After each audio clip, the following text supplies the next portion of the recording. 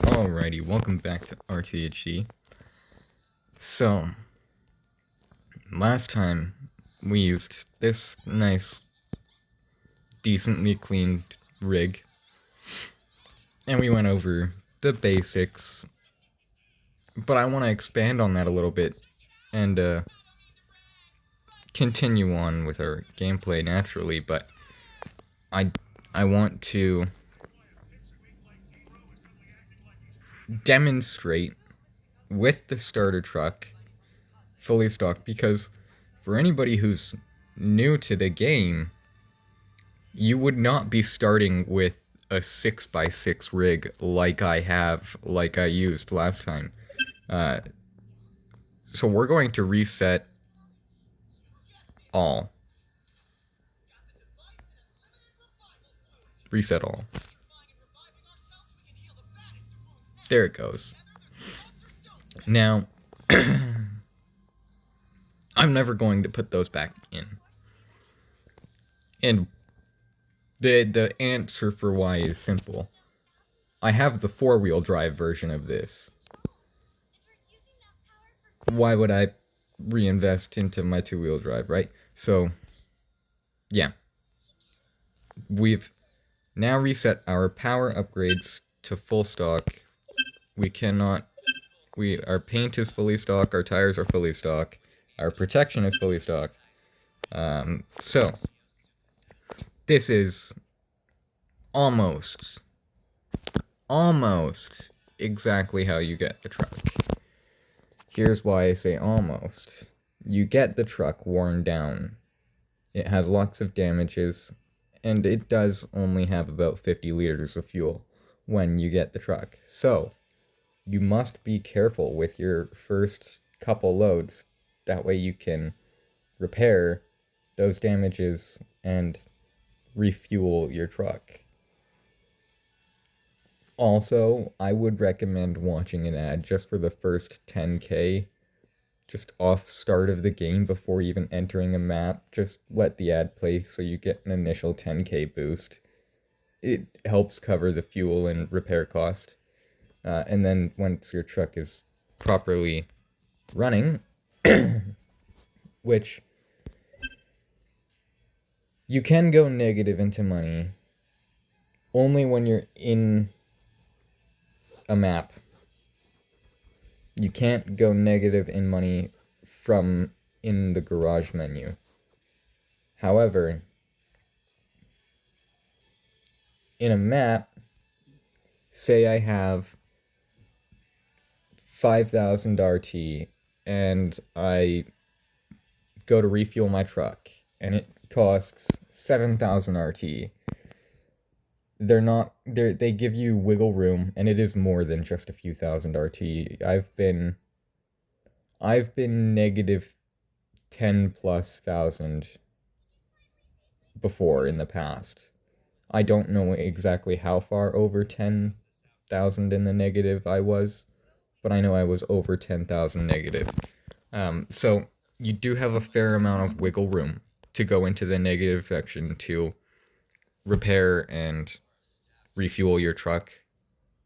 And once your truck is repaired and refueled, you should do your best to save as much fuel as possible, as well as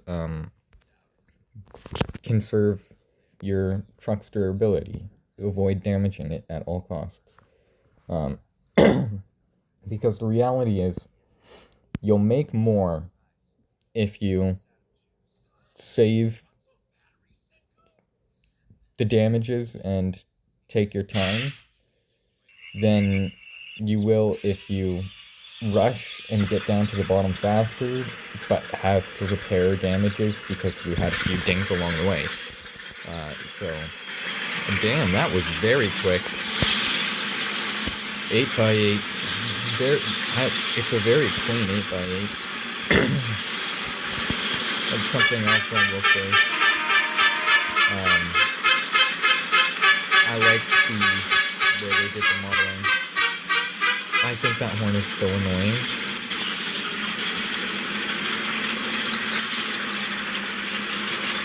Some interior view here.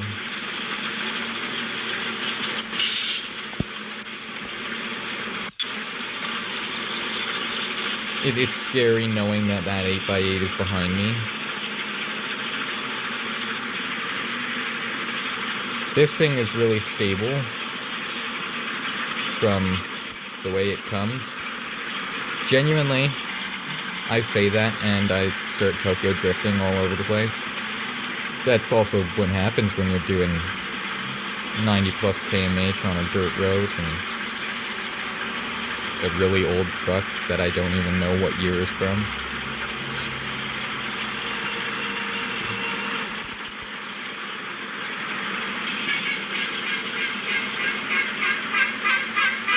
Someone's in a rush. Damn. Yeah. See? Why are you in a rush?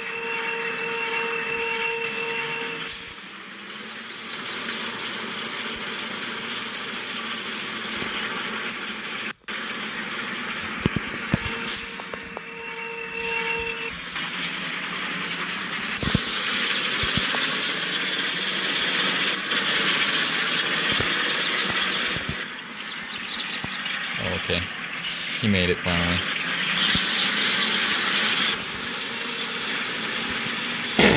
Only took me 50 years. And that's why you're better off taking your time.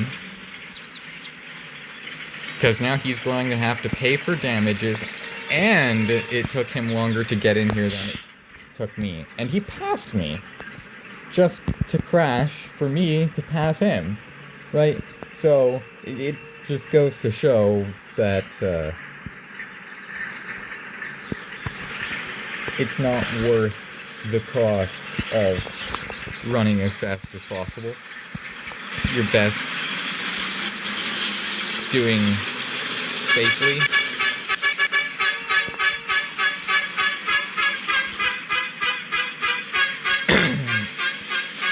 So I just want to do a load up, and if I can do a load down as well, I will. Because under the aspects that you just start in, you enter the easiest map to grind on, which is this Lost Town map. And you just start doing holes. You can very much build yourself up easily. Now, for ease, I would recommend going the opposite direction and just going back up to the spawn and dropping off at that location, which we will do on our next uphill. So when we come down, instead of going back up this route, we'll go back up the spawn route, just because I haven't delivered there on video yet. So just to show the exact location, it's just off to the left of where you spawn. You can see it almost every time you see it when you're coming out of the spawn. We might not have seen it because of the direction we were facing, but it was more than likely visible, because it is just to the left of pulling out onto that road. You know how we pull out of that little parking lot and turn right? Yeah, instead of turning right, you just go down to the left, and it's right there.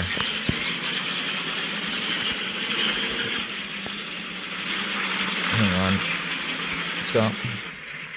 Tire pressure. Lock diff.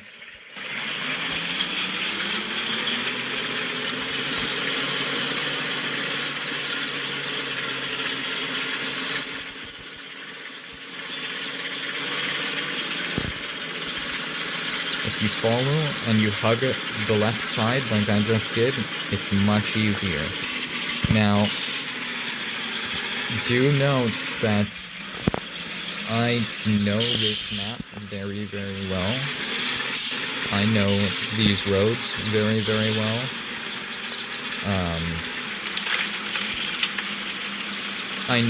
I have a lot of experience taking different lines, so I know which lines are easier to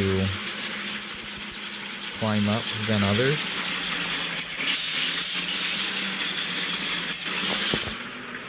And there are some areas where it really doesn't make much of a difference. like this area, if I were off to the left, it wouldn't really matter. I just like to stay off to the right and out of people's way.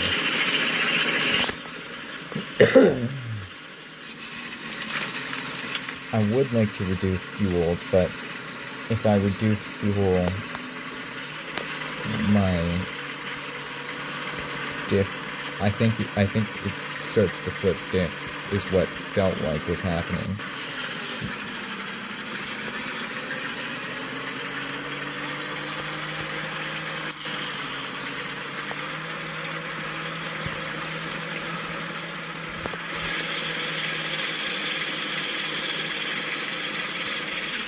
Now I want to be careful, because this guy went up ahead of me. And I don't know if he's coming back down.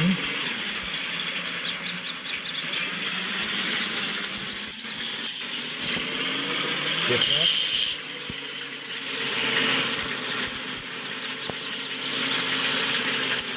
So I'm not as tight to the right as I normally would be. First gear is lock. First gear will lock your engine to your axle, basically. Unless you fully let off the accelerator. This line to the right is one of the best lines I've found for climbing. God damn it.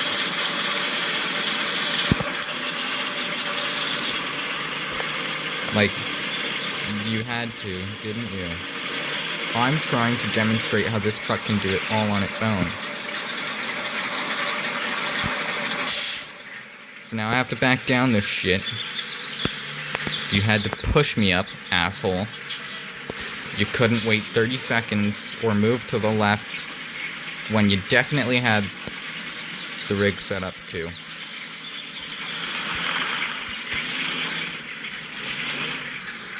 Oh no, I'm just slowly falling down the mountain, non-intentionally. What? I don't need your help, motherfucker. Why do you think I specifically backed down? I hate people like this.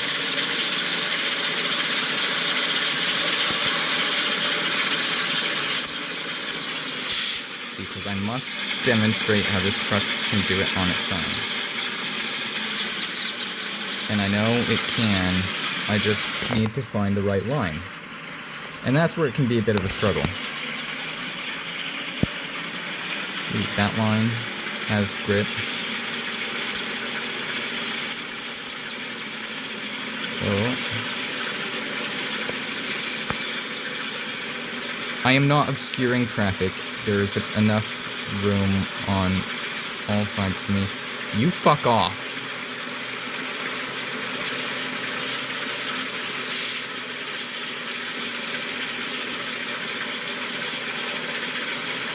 Don't you fucking dare. As it's gotten its line.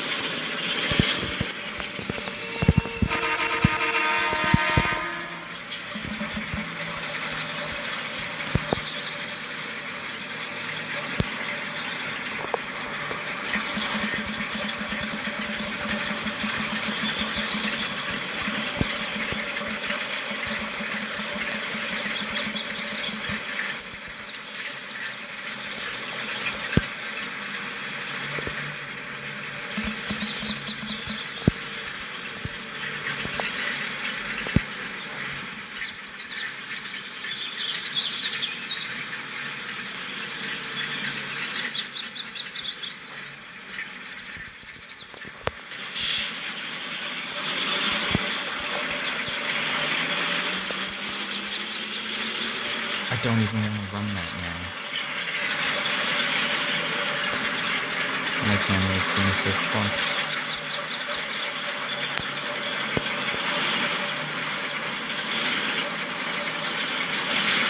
Okay, you go around.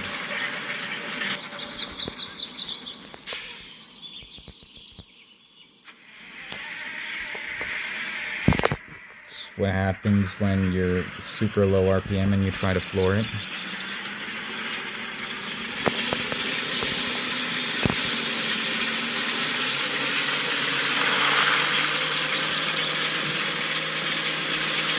This motherfucker wouldn't be in this situation if someone would just respect that I was trying to do shit on my own. Like, I very clearly stopped, waited for him to go by, and then slowly reversed down the mountain. Like, was it not clear that I was trying to demonstrate that I could do this on my own? I was just taking a line that line I take on the right, I find it's really good for holding momentum. It's like a really flattened out line, but you need something with a bit more power and momentum. With something that's lacking on power, you have to go off to the left a bit and get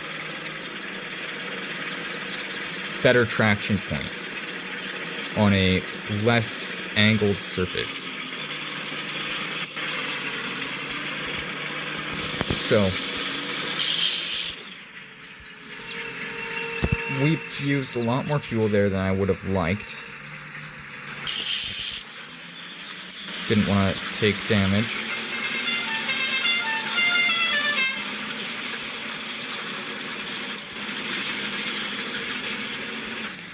I don't know why everybody runs annoying horns.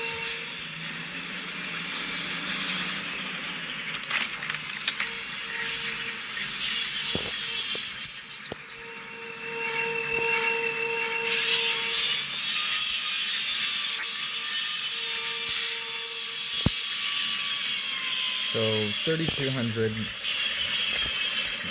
it's not much, but it does help.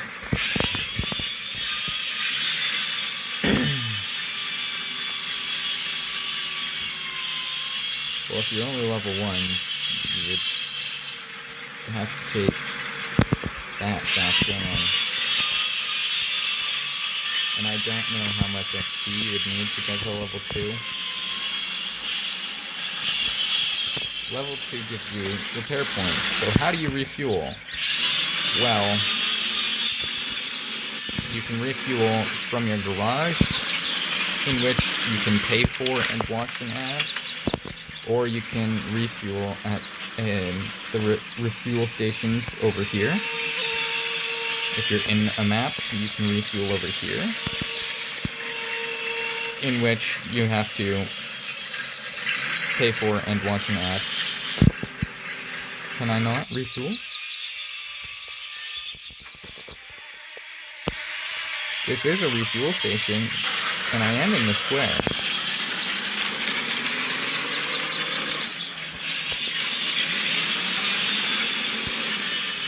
There we go. So, 11k is what you would need to refuel from this refuel station, even if you were to struggle getting up, because we took like twice as long getting up that second part as we should have.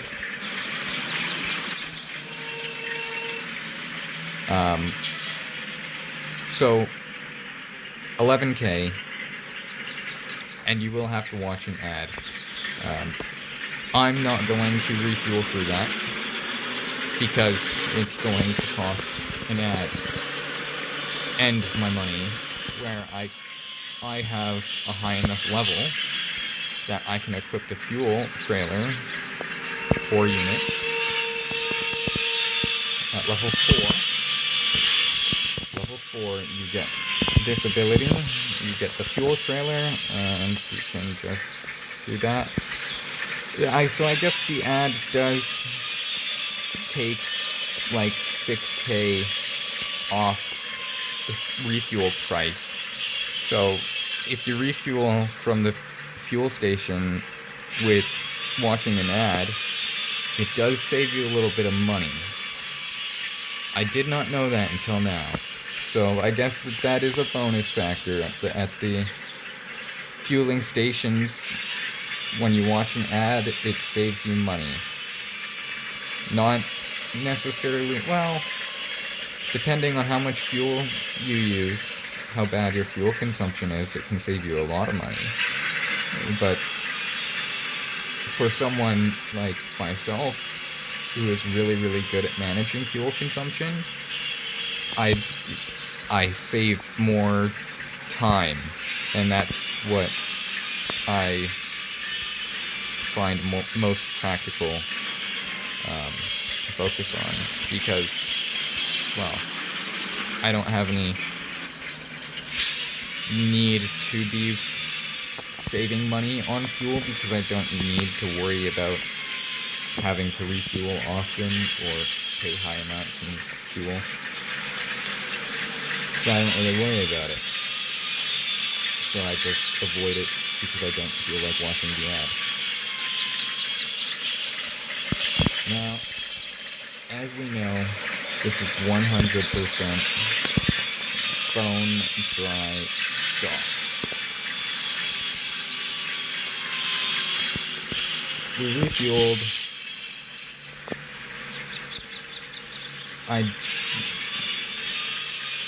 Based off of what it costs to refuel, I'm going to say maybe 15K roughly to repair the damages, because they give it to you almost fully damaged. And we didn't take any damages coming up, even with that guy pushing us, which is actually pretty impressive, because normally when someone pushes you, normally that contact causes the same collision effect that grazing the ground or a rock does, and it normally causes a bit of damage. So that's the first time I've had someone push me in a really long time, so they might have changed how Claire's collisions are in comparison to environment collisions. That's very much so possible. This looks beautiful. You would not have this. You would have, well, again, you would have to get to level 2 to even get the repair unit. Me being at level 24, I can take this. What I want to demonstrate, the truck had no problems coming up with that level 1 mode. It's not going to have any problems going down. So, we want to see just how much it can handle going down. And the answer is, it depends on how you treat the truck. I recommend just running it in low. There's no point in even running in high range gears. You're pulling far more weight than you actually should be. Damn, you are far out of your lane, bro. I was so far right for that.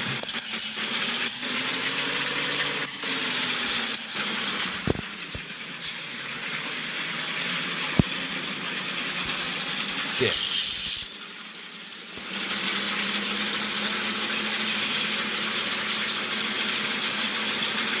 Well, we're moving very slowly, but we are moving. Oh, that lost momentum.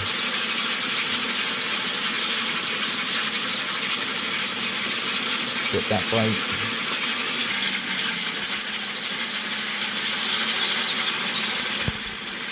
Now, again, you are not going to have anything nearly this heavy starting, but I just want to see if it's capable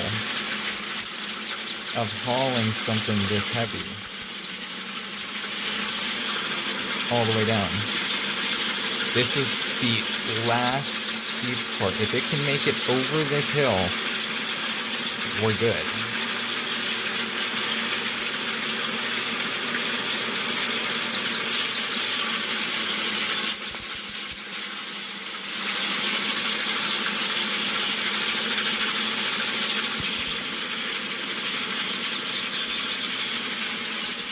There's certain light adjustments that have better line to pull. than others.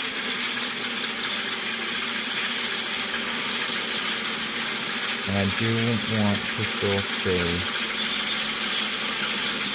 off to the right and out of the way,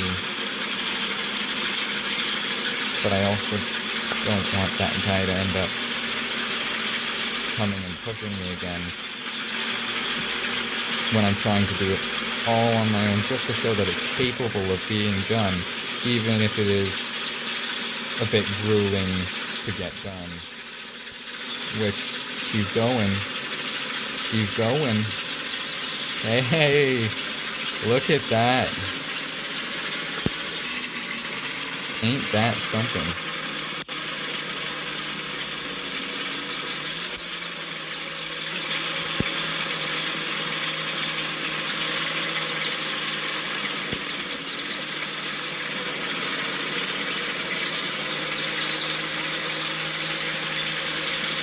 Now, normally in most of my other rigs, I'd put it in second and or third and be on the brakes and just drop the accelerator. I don't recommend doing that if you have a heavy load with this. Keep it just flat in first. It'll hold steady 13. It'll hold a steady speed, and that will keep your trailer from trying to outrun your truck, and it will keep your truck stable. And if anybody else is coming up, you're not panicking because your brakes aren't able to slow you down and you end up going Mach 1 and yeah.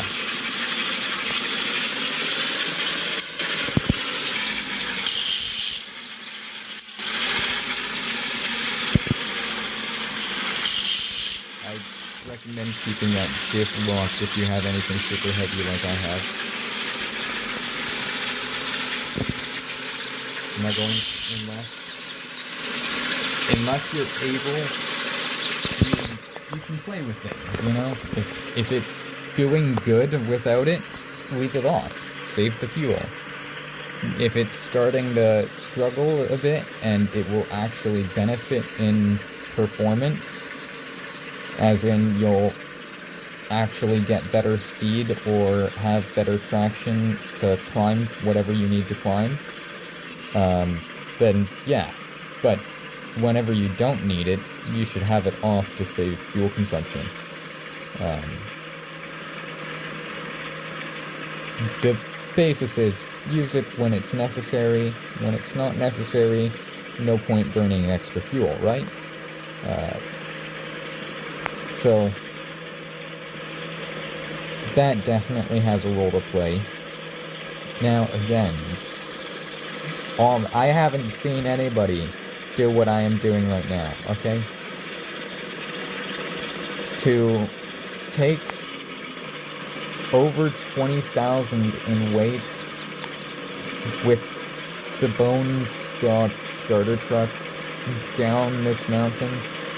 I've never seen anybody do this as a new player. Because, well, as a new player, you don't have the option to even take this trailer. But I've never seen anybody else who is level 24 or higher. I've never seen anybody with the stock truck bother taking massive loads like this down the mountain. I was a little off to the right there, and it's scary how far off to the right I'm getting. But I do try to hold as far to the right as possible. Oh well, I only have to worry about that guy. I'm pretty sure he's... well, he could come up behind me. But I'm pretty sure he's gone down all the way to the end. Now, you'll notice this is not the most efficient running the heaviest load with this truck, because even with the majority of the road being downhill and straight, Now that I have enough room to actually open up, I'll let it. Once you can see what's around that corner, then you can safely accelerate, in which you can finally let it out of burst and let it run to whatever speed it runs to, and then it'll drop because of the weight. Unless you have enough power, then it'll hold the speed. It'll often still drop even with the most powerful of things, because the downhill often gives you more momentum than the truck can normally attain on its own. So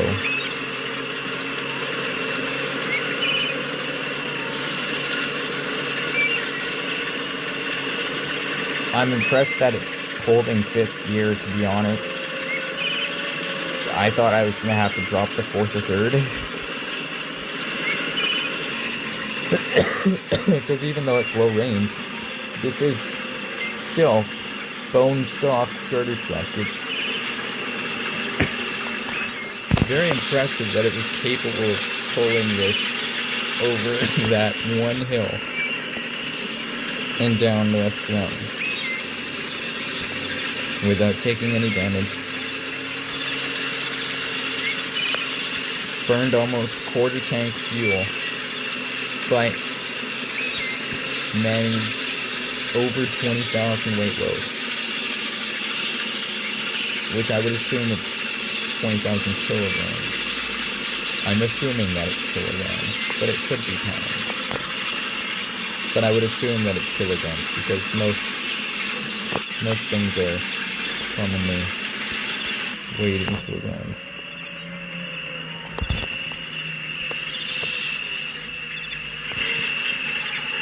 Okay. So then you're going, well, how much do we make from that downhill? 5,500 and 2,900 XP. Now, how much do you pay to refuel?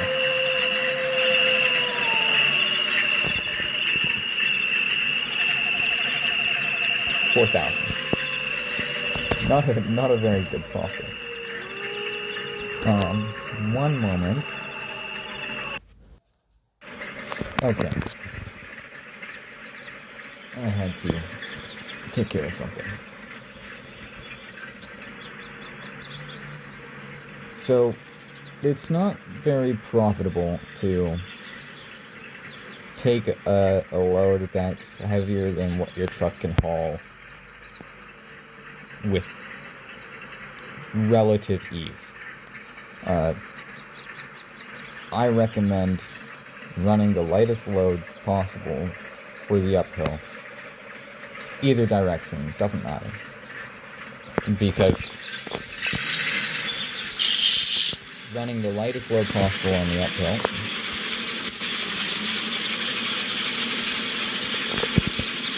you really don't have to worry about troubles. And that's what you want to avoid. You want to avoid troubles at all costs. I just caused myself some troubles because I was too close to that barrier and I nicked it. And I think I was a little bit too fast going down there. It almost sounded like my front bumper hit the ground.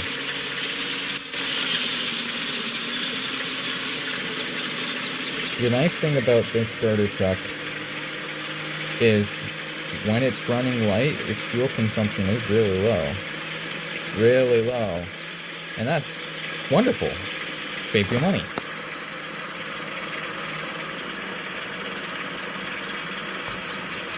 But even then, the only reason why I'm so used to flooring it on this road is because we often prefer to just grind things out as fast as possible. However, I can't see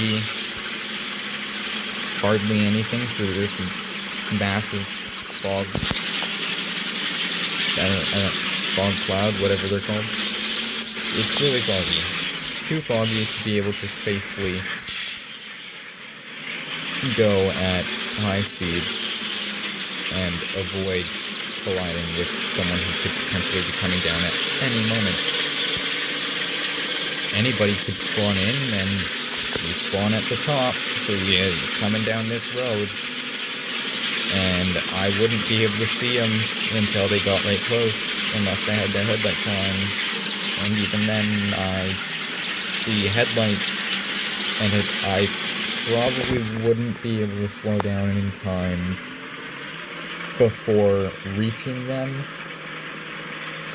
and it'd be two trucks passing by each other at high rates of speed either way, and that's pretty scary, because if either of you are off your line, it can very easily be a straight head-on collision,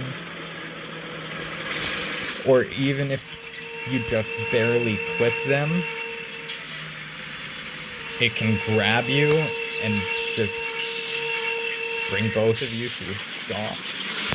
You can get flung off the mountain. That's even worse. You can get flung off the mountain, end up in the water, then you have a flooded, destroyed truck, and you lost your load. So, 21 on the way up isn't bad. We'll refuel when we get back to the bottom.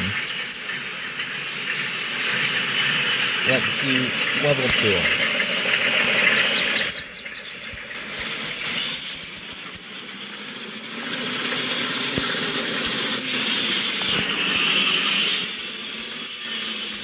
Again, I don't have anything to judge how quickly you would reach level 1, 2, 3, 4.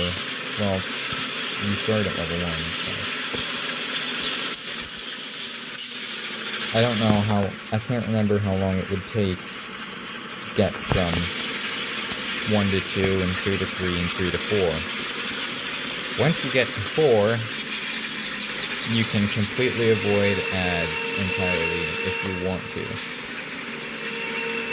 It becomes an option to just solely repair and refuel for your trailer. Left foot braking is so convenient.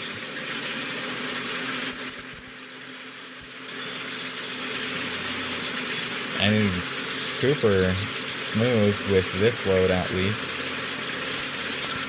Your truck will always handle differently under different loads. And some loads can even handle different, even if they're the same weight, depending on how the load is.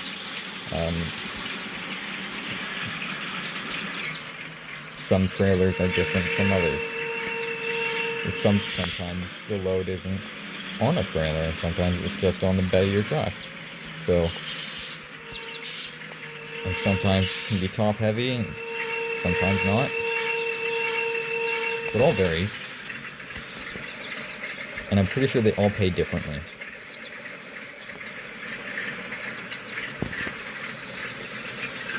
So that was, what, 21 times 2?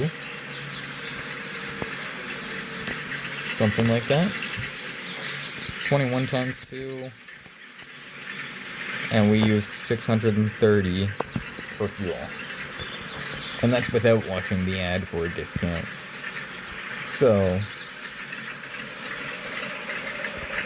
4K profit, up and down. If you were to run level 1 going up and level 2 going down, you would get 4K profit every single time. And that's stopping to refuel every single time. And which that 4K profit could repair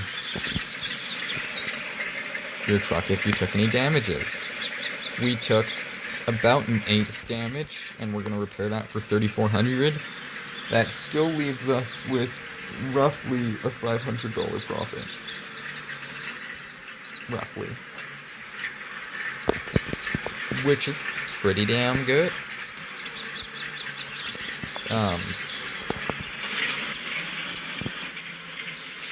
Whereas that massive load we did for the downhill, we only had 1,000 profit.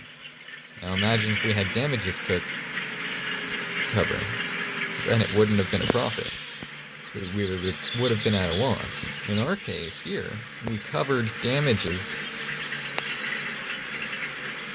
and still left with profit. So now the big question is, how much can it haul uphill without upgrades? And my assumption is that it's probably going to be anywhere from 32 to 48. So 44 very well might be the sweet spot. Let's see how it does with 44. We're going uphill, and we're running lighter load than what we're capable of running. At least, I believe we're still lighter than what we're capable of running.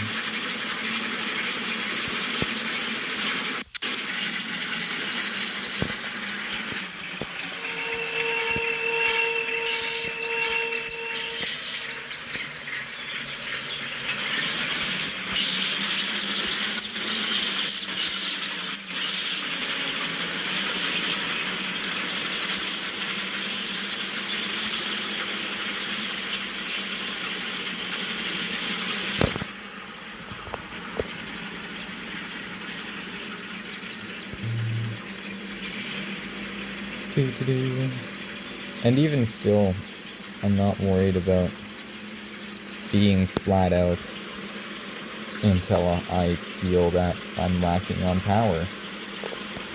Because I compare my speed, normally, in my bigger rigs, I have often a rough average of 70 liters an hour and 50 to 70 kilometers an hour speed that I can hold. Now, heavier loads, that drops to 30 to 50, depending on the truck I'm using and the specificity of the load and the trail I'm on. But my speeds will vary from, on average, 30 to 60 kilometers an hour, and my fuel consumption will hold steady, average of 70 liters an hour on my bigger rigs when I'm hauling my normal loads, which I don't remember what my weight requirements for those are. I didn't downshift soon enough.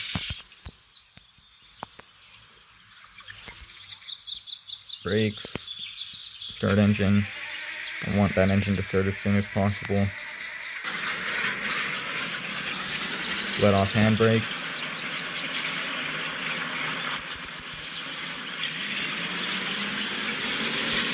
That first gear, locking to engine RPM, is always a big help with the brakes, so long as your engine hasn't stalled out. So that's why it's always important to get your engine started back as soon as possible, and you ideally want to keep momentum as low as possible. But even flat out in this is only 32 liters an hour, and that's not bad.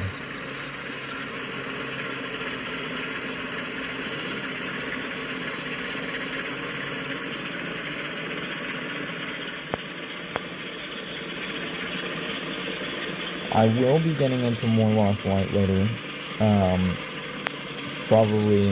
That'll probably be what I do shortly after we end up our video here. Which, we aren't going to be in this truck for the entirety of this video.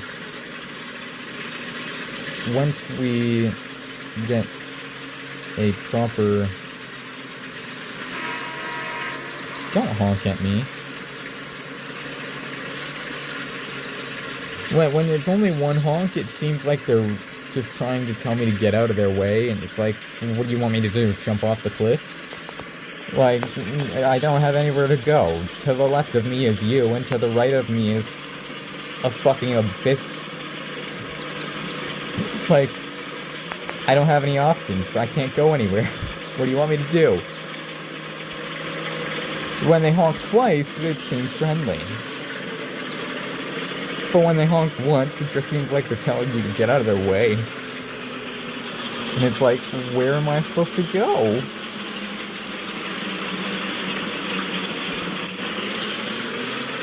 So it can haul the level 4 fuel up. It can. And it actually doesn't burn too much fuel. Because you can keep it in high without diff lock. And you can keep it flat out when it starts to lack in power.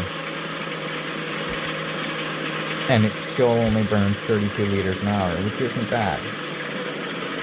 It's actually pretty decent. Because its momentum never really gets super low. Drops to the 10 kilometer an hour range for a little bit, but then it gets back up. And yeah. It's what you would expect from a starter truck with no upgrades. And 2,500 on the uphill, that's not bad. That's not bad at all. Because we didn't burn $500 fuel. Just for the sake of demonstrating how much fuel we did burn. Okay, well, we burned $8.49. Did we refuel at the bottom, or I don't know. Either way, it's still over a grand profit. Almost 2 grand profit. On the downhill, so it did have a little bit of troubles. I would say run 3,200 going up. For stability,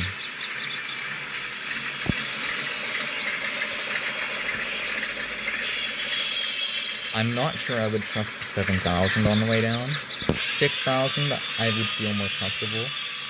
7,000 or higher, I think I would want a trailer. Like that, I wouldn't mind, because it's on a trailer. This is where it can get, you know, a bit iffy when you get into these heavier loads.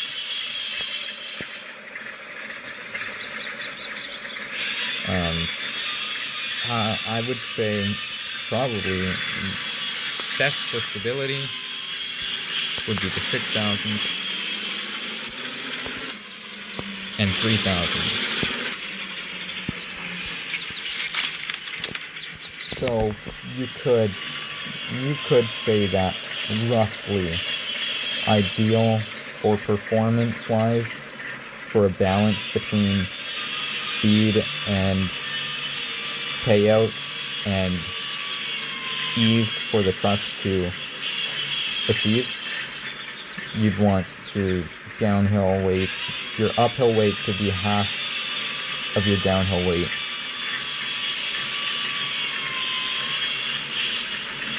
However, you can, if your downhill is strictly downhill like it is now, then your downhill weight can be as high as you want. Because I don't have any uphills. This load would be the most stable. I wouldn't have to worry about the tires not being able to withstand traction and the trailer trying to outrun the truck because of the weight. However, it is still my heaviest load, but again, you don't even have to put it in low or anything, not for this spot. Because going from this location down to that main, that was convenient.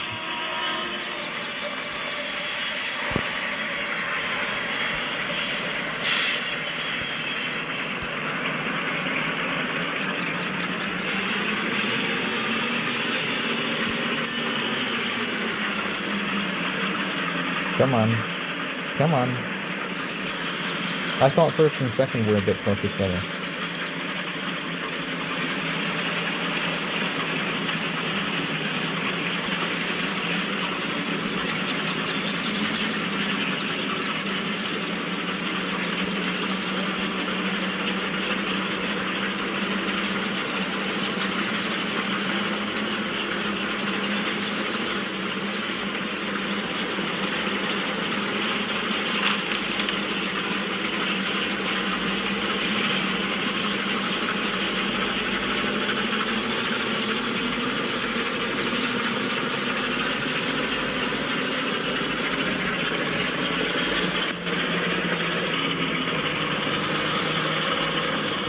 This is where I'm not sure I would trust going fast. I think that's rough.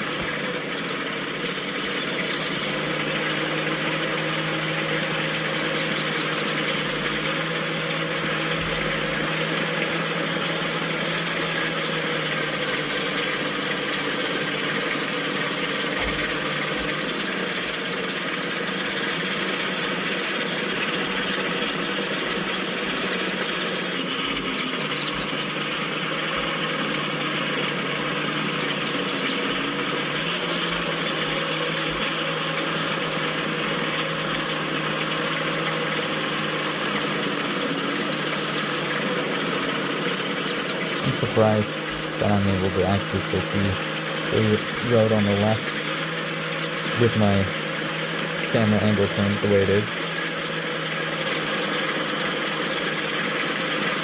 I have no clue when that guy's going to come up behind me, so it's best for me to stay off to the right.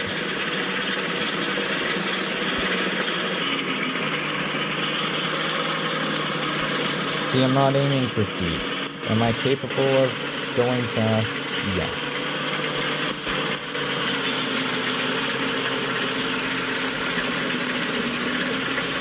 Anybody who drags big rigs knows the technique I just did is much more effective speed-wise to double shift than it is to single shift with big rigs.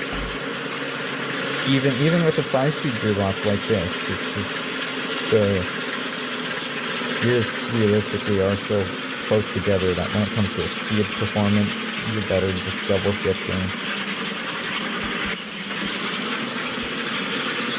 See, that double shift would be the equivalent of a single shift in your everyday commuter with a 5-speed manual.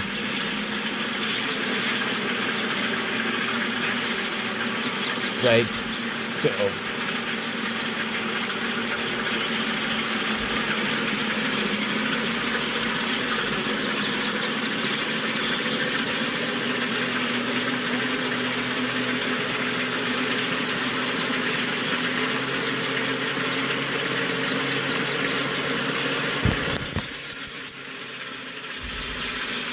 I normally don't make that cut.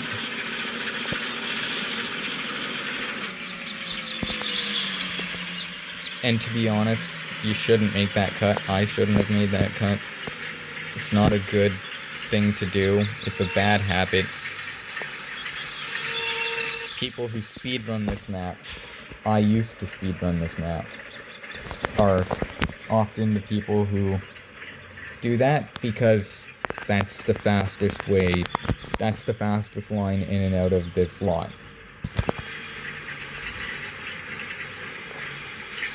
And with super heavy loads like that, your truck can turn if you have it lifts the front tires off. And your parking brake just holds you and you pivot.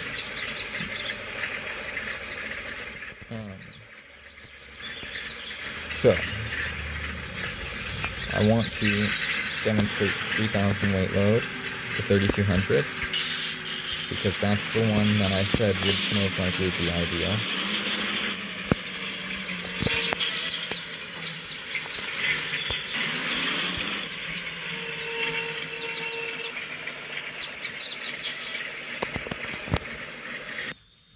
Just going to park for a moment with the engine off. I can kill my headlights too. Give a nice little view of the truck, because the graphics are really good here. At least I think so.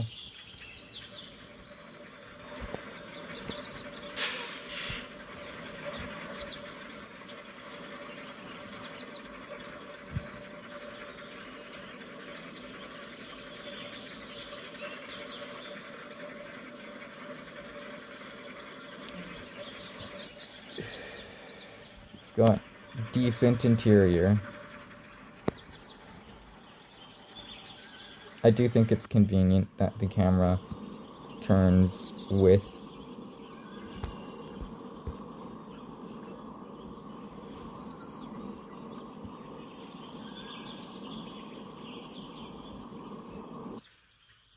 the tires when you're steering in first person.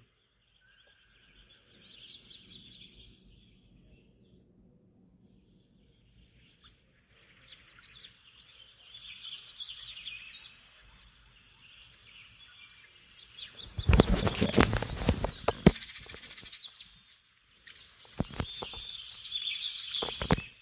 Damn, this trip does... The graphics do look good. At least I think so.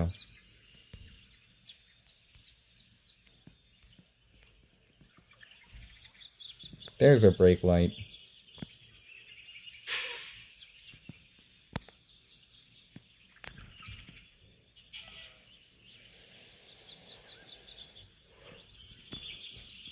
Come on, give us that back view again.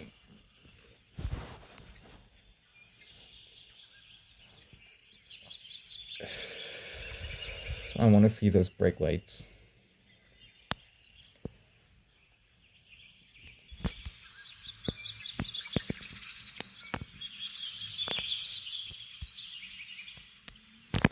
It barely shows them, only for a second.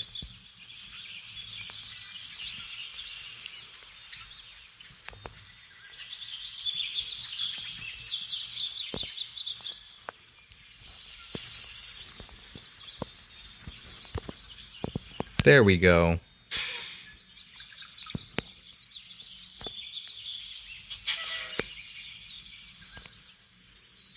Can you see the delay between when I lift off the brake and when it actually lifts? Ready?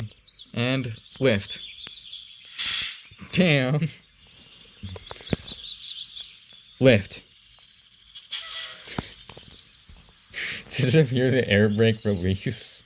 Like a second and a half after I lift off the brake.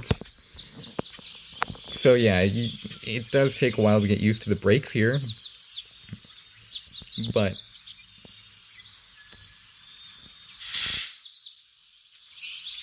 it is enjoyable. Okay, let's start the engine. That's our last load. We'll go first person for it since it is the last load. Only have tire pressure, that's all we need. Keep those tires grippy because they are probably the factory tires that this truck came with and are most likely dry rotted as hell.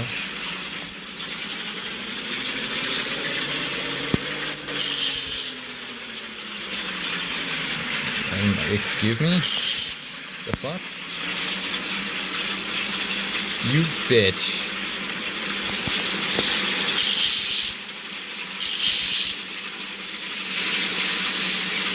Give me travel height. See, sometimes all you need is just that tiny little bit.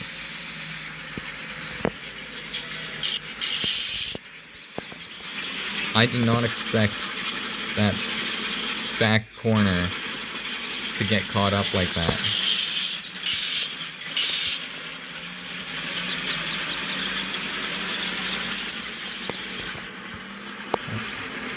I often try and keep my fuel consumption even from going up to coming down. And that's often how you know you have a good balance, if you can keep your momentum consistent and decent pace and still keep your fuel consumption roughly averaged out to the same going uphill as downhill, it's often a sign that you've got a good rhythm of weight between uphill and downhill, a good balance.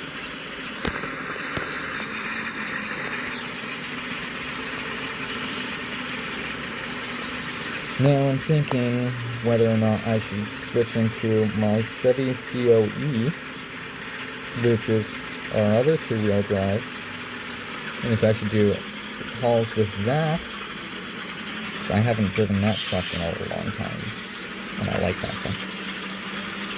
Or,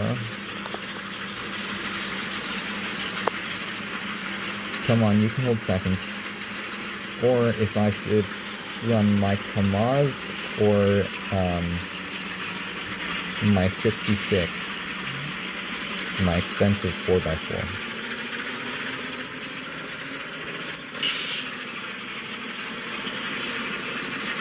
Also, knowing when to shift and when not to shift can be great use.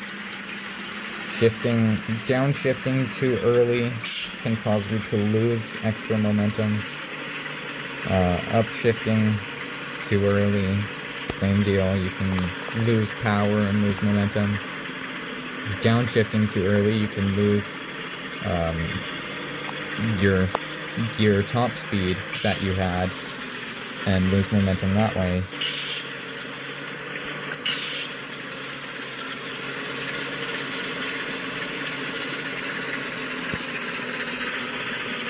Downshifting too late, and you can stall.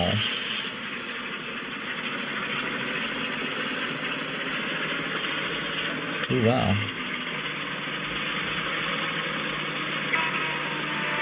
That almost seemed like the 4x4 version because it felt bigger than mine.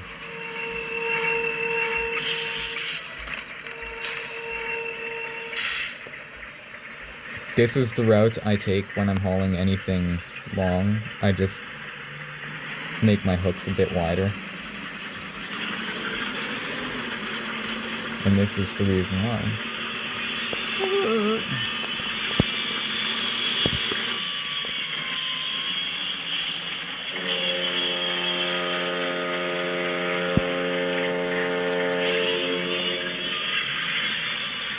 And would you look at that?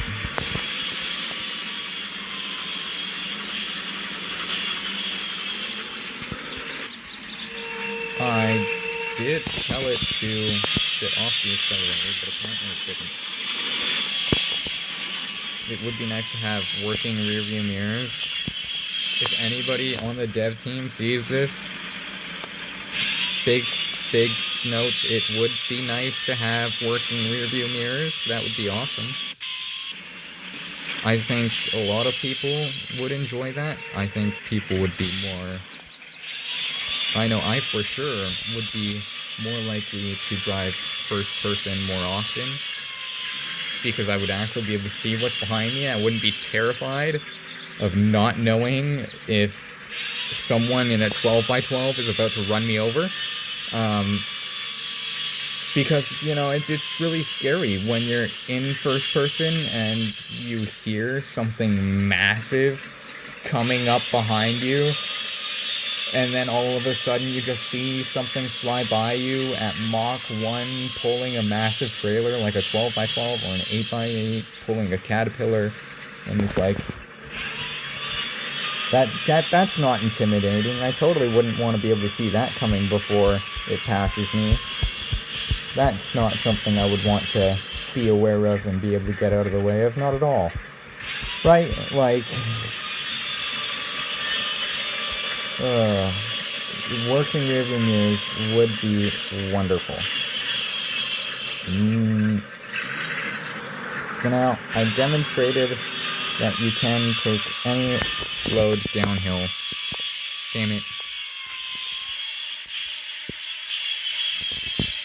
And I've demonstrated the ideal uphill load, which, from how that last uphill haul felt, holding the KM130 cabin, that 3200 weight load felt nice. The truck didn't really struggle, but it still had to work, but it still kept decent momentum, and that's what you want. A good balance between a heavy weight load for the truck, so the truck is still working, but it's not being overworked, and you're still able to maintain decent momentum. So now what I do, I kill engine, fuel tank, because I'm going to be putting this truck away. So whenever you get a second truck, it will also come, every truck you buy will always come in the same beaten, tattered conditions as the first starter truck, and with barely any fuel.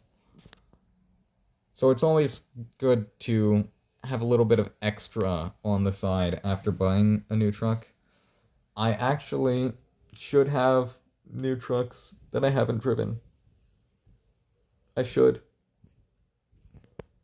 I very much should. From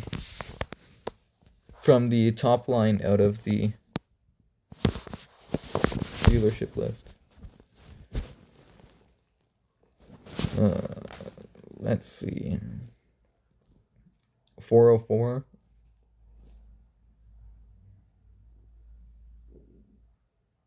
Did I lose money? Because I feel like I had 410.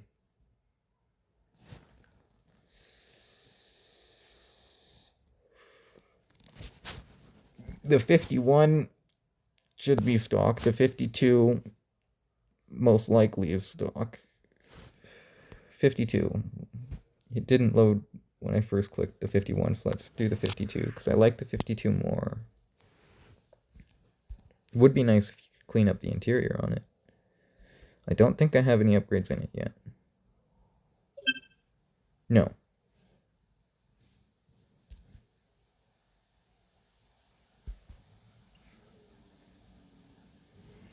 And we are on factory tire, factory protection, and factory paint. So it is bone dry stock, but I've driven it, haven't I? I have. And how I know is because it's filled and fully repaired. And I remember it having low fuel consumption.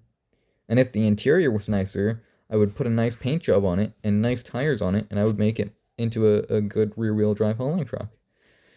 Instead, I have to settle for this piece of shit.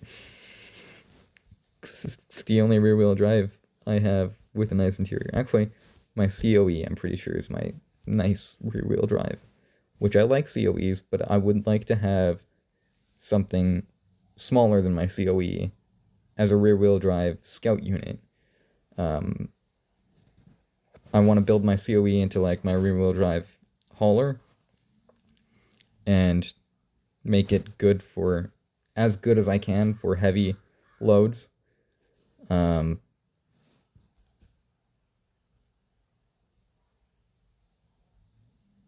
Okay, so it's fully repaired, but I must have repaired it and not driven it. The 130, this one, I shouldn't have driven. I don't think I've driven this one. I swear I haven't driven this one. Have I? Now I don't know after looking at it. Maybe. I don't know. It's very hard to tell, to be honest, because I often keep my trucks repaired.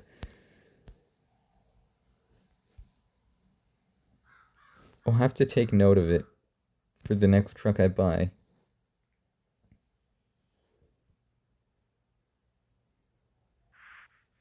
Yeah, I already looked at the 51. But I swear I haven't driven the 51. Because I don't like it. Wait.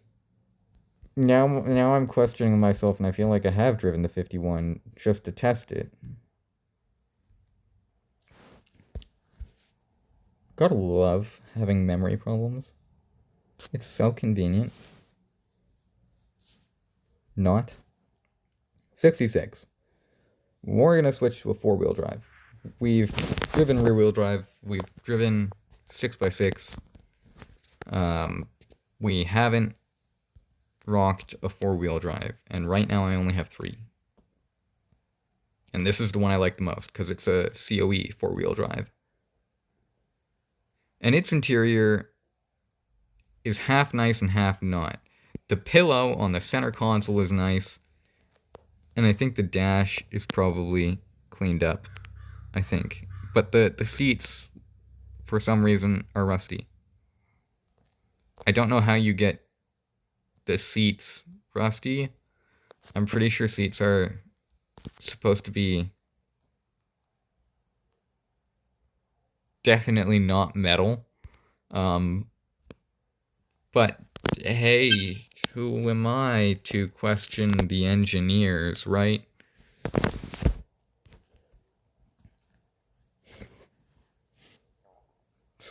No, I'm not even questioning engineers. I'm questioning just whoever does the interior design of these trucks. Not even the interior design. Whoever did the seats specifically. Server 1 is still up. Because I don't know the details of whether specifically one person did the interior design, or whether it was a group effort, or what. Whoever decided that the seats should have a rusty appearance, I find that a very questionable decision. Just putting that out there. Because as far as I'm concerned, I've never seen any rusted seats before. I've seen some pretty old shit. And I've never seen some rusted seats before.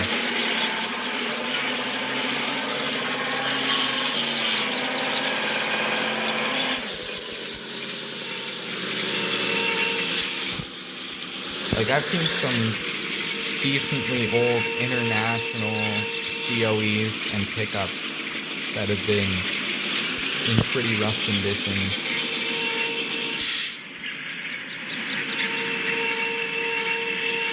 I mean, there are even some things that if you take care of, even if you don't take care of something though, how does the seat rust? Where's the metal that you have put in the seat that has made it rusty? This is only a 4-speed, that's right.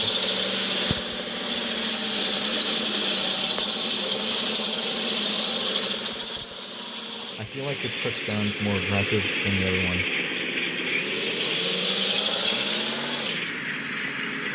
They all kind of have the same sound, but then at the same time they feel like they sound different. You know? It's like they have the same bass tone, but different pitch and roughness. I don't know how to describe sound very well. I'm not an acoustic artist. I don't even know if that's the correct word.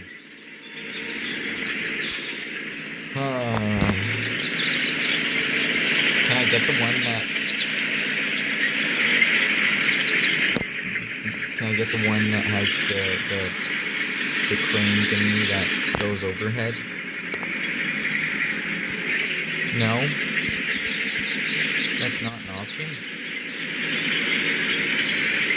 That's not an option.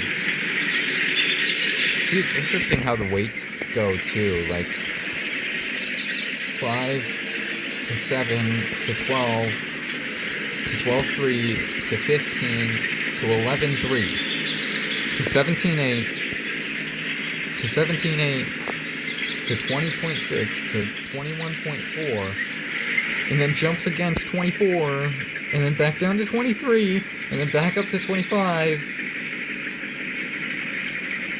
and then 27.8, 27.8, 28, and then 27.8 again. Like, shouldn't it be 27.8, 27.8, and then 28? you would logically, you would think that the difficulty would be scaled by level and weight in the same numerical order, or sorry, sequential order.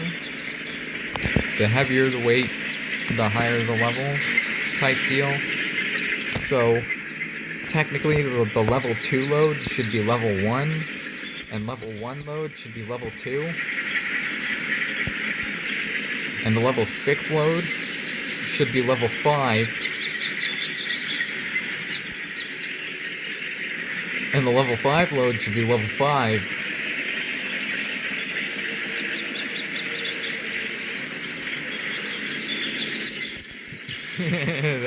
That's confusing. 5,000 load and 6,000 load are both level 5. Which level 5 load should be level 5? Ah! Wow. I'm not going to make it up anything with this. Not this load. Not on a bone stock anything. Well, maybe something like a much bigger rig, like one of the 8x8s or 12x12. What's an ideal? I like the way that looks. No, that looks more appealing. Yes, I do often base my load on appearance, but there is also a part of it that I base on functionality. I prefer trailers that don't have the pivoting front axle. And if I have the option of doing the timber or lumber haul with the crane overhead connecting the bottom of the front bumper, I do, because it's better weight distribution front to rear, giving my front tires better traction when I activate four-wheel drive than without it. There's weight on my cab.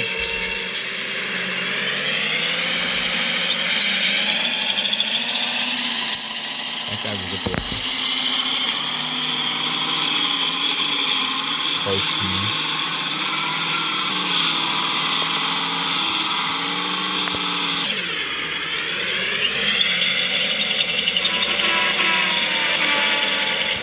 Y'all love to ride the center line.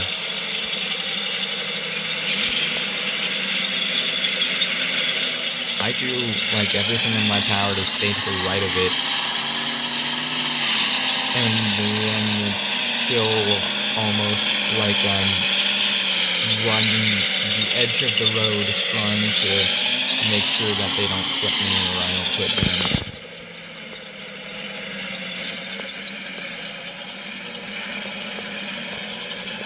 I should have gave second gear a chance to pull before dropping the first. That's why I bumped back up instantly.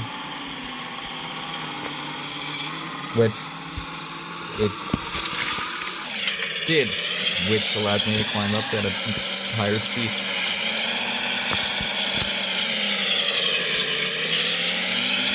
First gear.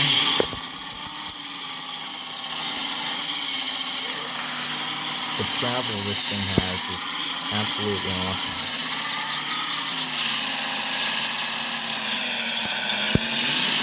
Got good tires.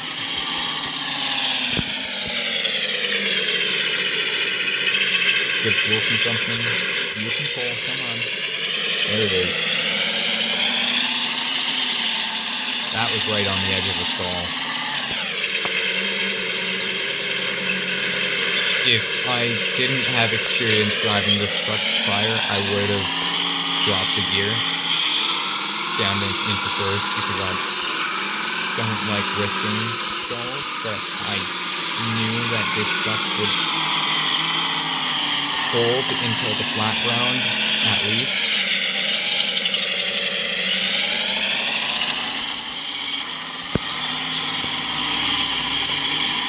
Because I do have a little bit of experience driving this truck, and it's one I really like. Just My favorite of the 4x4s thus far. I just wish it had a nice interior. That way I could put a cleaned up set of rims on it and a cleaned up paint job on it and make it look nice.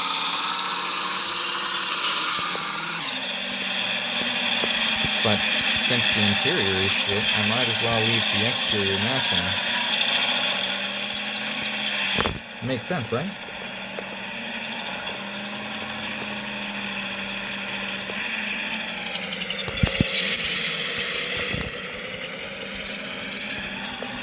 If I can't complete the look, why try starting it, you know?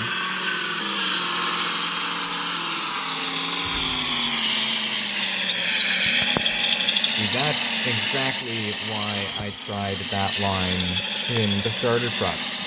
It's because when you hit it in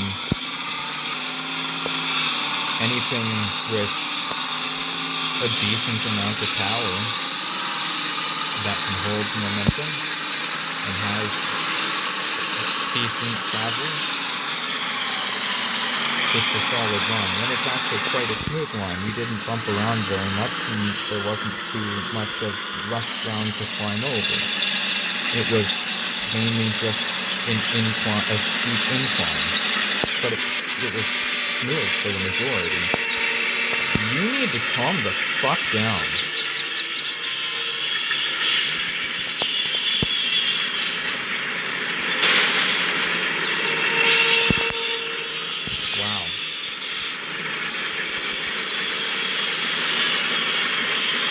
What a fucking asshole.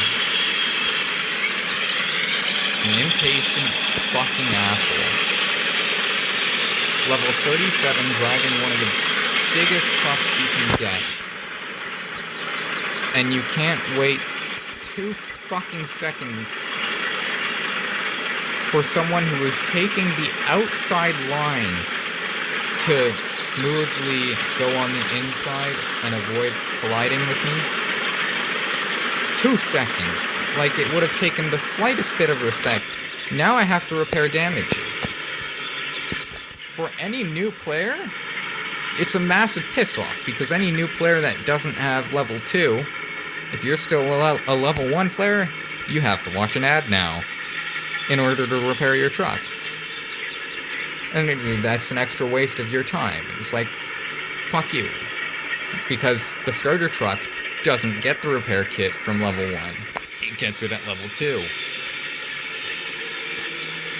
So if you do that to a level 1 player, it's a piss-off, let alone doing it to someone who's not a level 1 player. And I was not even in your way. Like, talk about an impatient asshole. Damn, I hate people like that. You know what, we're going to repair our truck doors.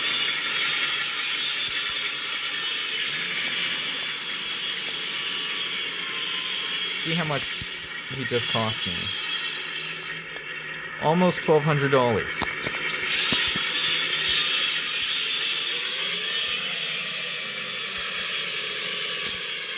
And this is a higher quality truck than the starter truck. The starter truck is weaker. It would have taken a harder hit. This isn't as weak. Not that this is super strong or anything. I don't have any upgrades done to it, but still, you know, it's just a dick move. Not needed at all. People like that should be banned, straight up. Because here's the thing. Though it's a small incident, it's not the incident itself that's the point. It's the attitude. You know, the carelessness. That kind of attitude in itself shouldn't be acceptable, in my opinion. I don't know if you can see, but the trailer does kind of pushed on the rear to walk out like that.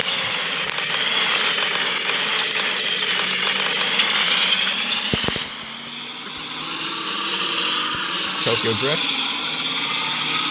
That was a clean, lucky save.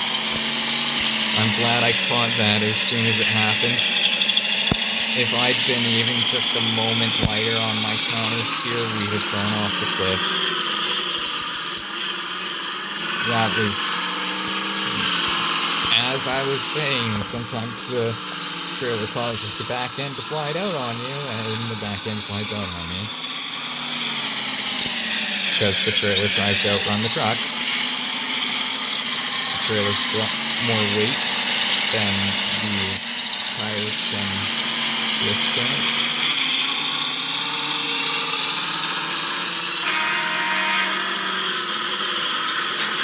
I am not over the center line at all.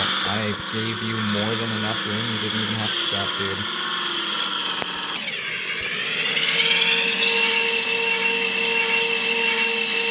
Bigger rig. Oh, left foot brake.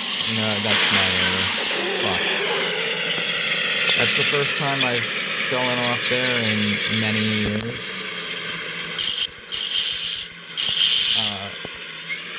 I countersteered a little bit too much. Which is nice, I guess.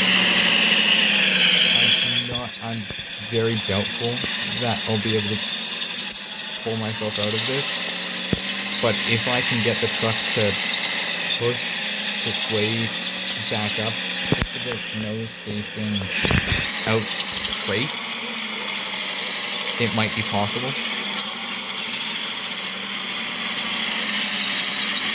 It might be. I'm not going to spend too much time on it if it doesn't, but I want to let it try for a little.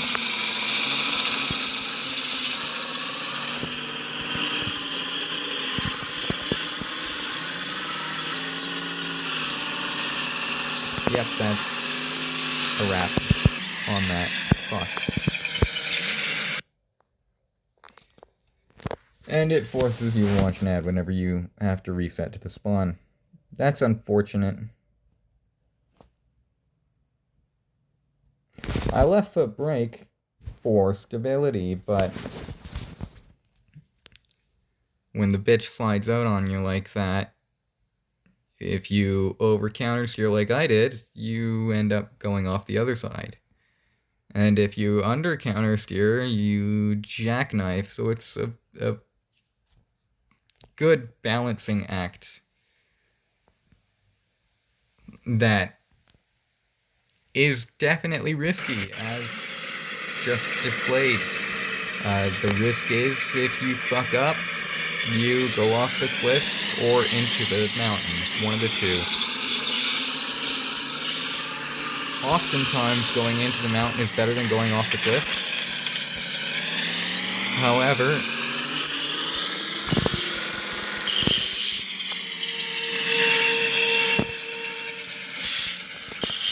sometimes going into the mountain can just make it worse, because if you go into the mountain and still end up sliding off, you often just ended up taking damage from running into the mountain and then still fell off.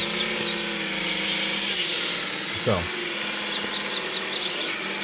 we took far less damage than you normally would have after having a wreck like that.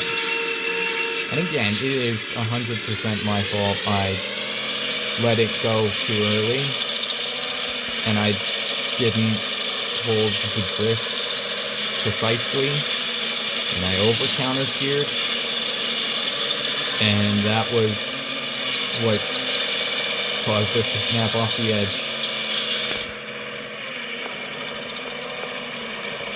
And so that's why you want to be careful. That's also why I keep my speeds low when I see other players or am in a spot that is rough conditions that other players might be going through. even if I'm able to run through that spot quickly, I keep my speeds low because other people might not be able to. And if they're in that spot while I'm trying to run through it quickly, it might cause an accident. And I'd rather avoid that.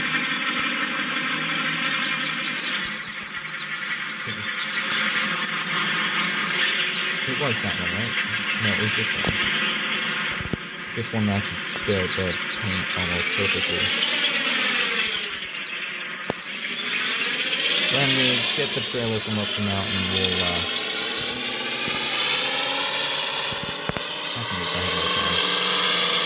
we'll do our repair at the top.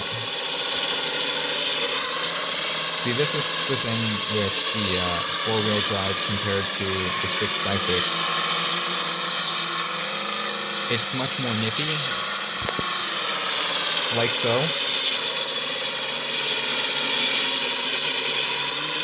Whereas the 6x6 is much more stable.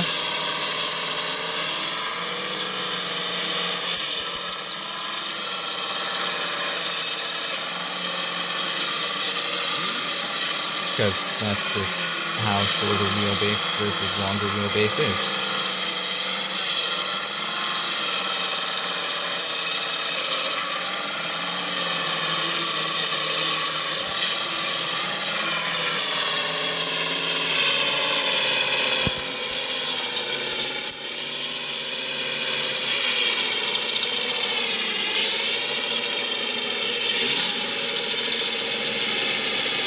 I really do like the way this truck shifts. The gearing I think is absolutely perfect for a 4-speed gearbox. For a trucking 4-speed gearbox. Shifts so smoothly. The gears are nice and close together.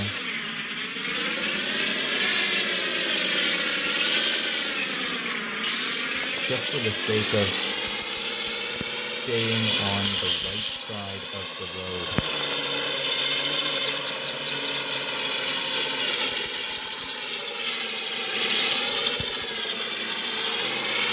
See? Don't even have to cross the center line. The way it just walks up that is amazing. It really puts in perspective how much more capable a factory new truck is. This truck is only 500k. It's actually not that bad. That's 50 ads. If you watch 10 ads a day, 1 ad every hour, 10 times. Damn, dude. Why are you so fucking wide? There's middle line, and then there's in oncoming traffic.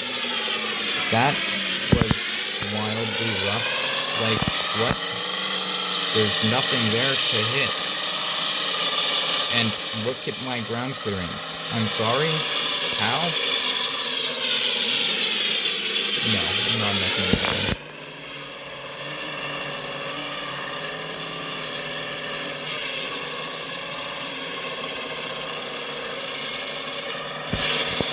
But it really goes to show how much more capable the other trucks are compared to the starter trucks.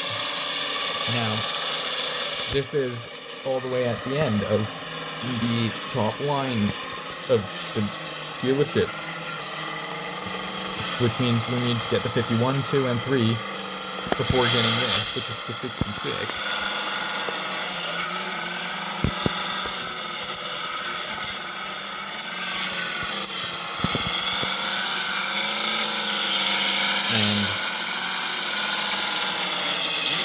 Now, the 3 trucks that come before this are all less expensive. So, it's something that, yeah, you can easily grind out within a month. Just by watching ads alone. I downshifted too much because I'm used to a 5-speed or a 6-speed. Big mistake. Half throttle. Engines back up.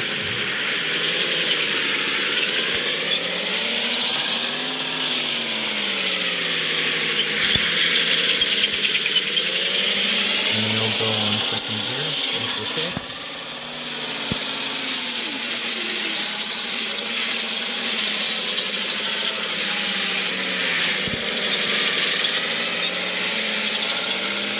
so used to running that line, and it's so much smoother than going over that rough side,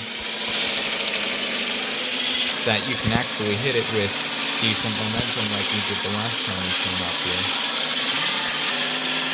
and not worry about taking damage from your front bumper catching on one of the bumps or something.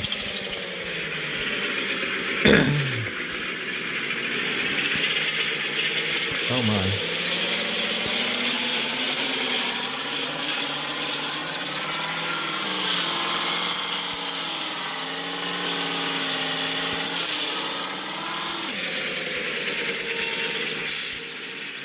We will be doing some lost light later, which we had quite the experience on last night off camera, which was very, very interesting. We'll go into it when we do a lost light video later, but we are going to be doing some more lost light later.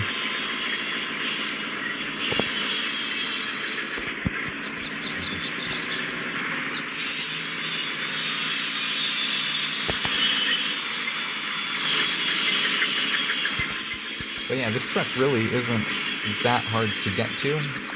It's one of the easier lines. It might be the easiest line to complete.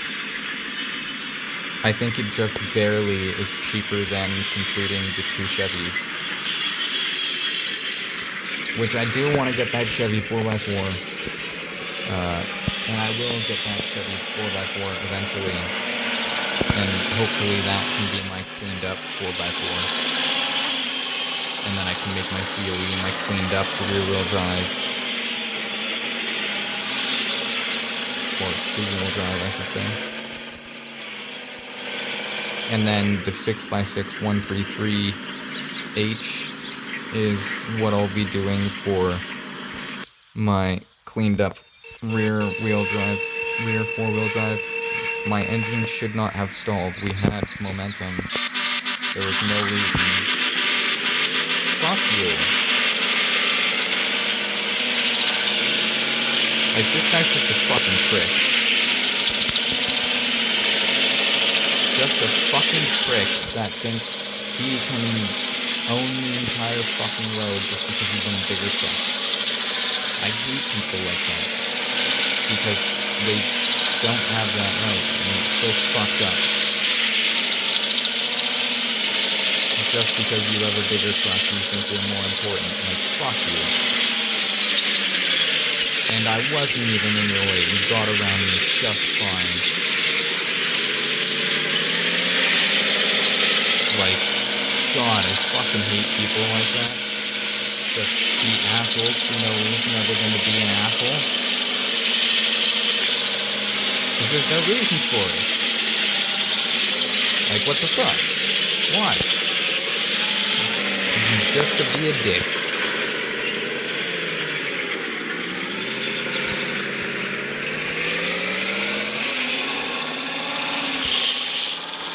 This is starting to piss me off.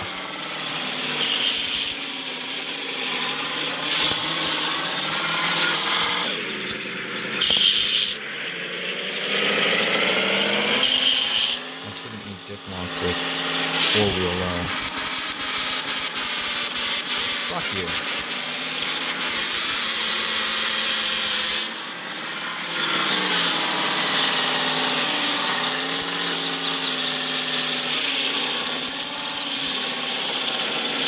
I am not even over the center line, and he straight cut into me. I lightly veered left, but I never even crossed the center line. And he made contact with me. That is his fault. He's just a dickhead. You know what? I will end up forwarding this video to the devs. See what they do about it. Assholes like this shouldn't be in the community. There's no reason for it. I never did anything to him. Never. Not once. Y'all have been here for the entire fucking recording. Y'all have been in here since I made the server.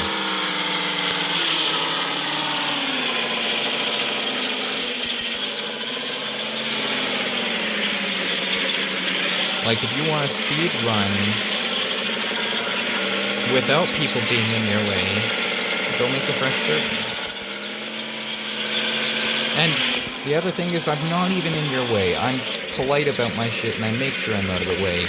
And you come by blaring your horn, being a dickhead, riding basically the entire center of the road, hogging both lanes, until you see someone, and then you veer off to the side and blare your horn like they're at fault. Like, what the fuck? Why you gotta be a prick?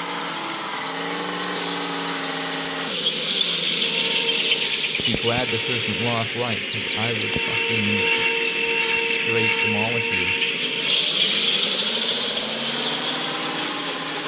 This is Lost Light, it would be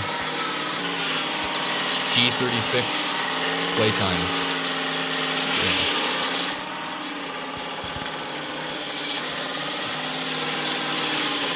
Which is what we'll be using when we do our, or at least what we'll be starting with when we do our Lost Light video later. Our 100 round mag G36. That thing, it's red.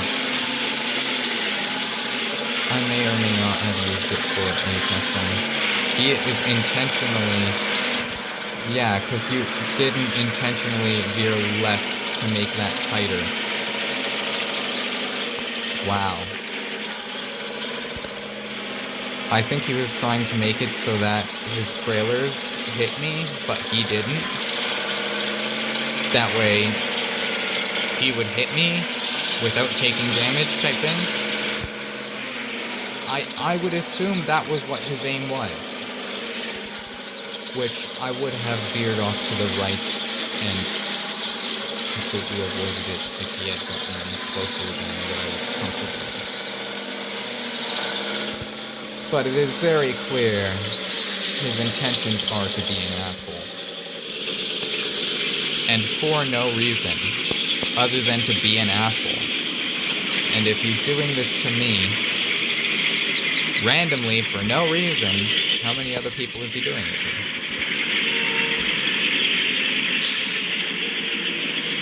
And how often? I'm not on this game very often, but for all I know, this guy has an 8x8, he could be on every day. He could be doing this to 50 other people every single day.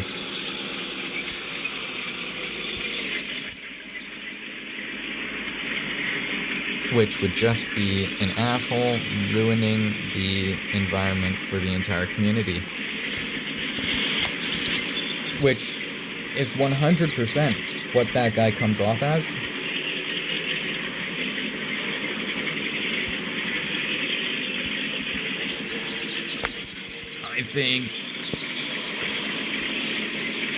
I think I want to do a trailer, a single trailer that's a solid load.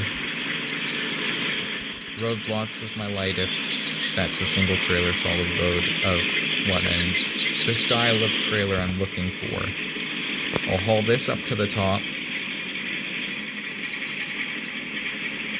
And then it's only logical that I haul something down because there's no point going up to the top and not hauling something back down because it's easy to come down. There's much more strain on the truck to go up. And this, we are not going up the big route. We're avoiding that route. This will be our last up and down haul. We'll go up to the spawn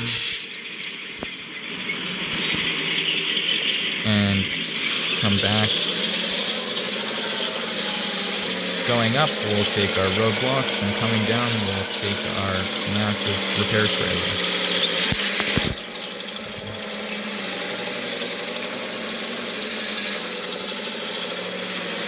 And hopefully we avoid that guy entirely for the rest of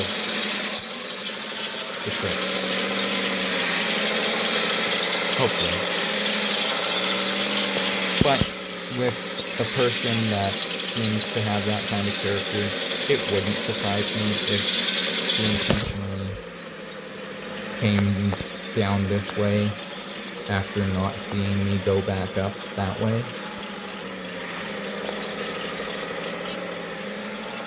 I wouldn't be surprised if that were to occur. Just because, well, it's not too hard to read a person's type when they're acting ignorant and arrogant. Because ignorant and arrogant is ignorant and arrogant no matter how you look at it. Yeah, you can't say I'm wrong. Ignorant and arrogant is ignorant and arrogant. It doesn't matter to what extent. It's still ignorant and arrogant.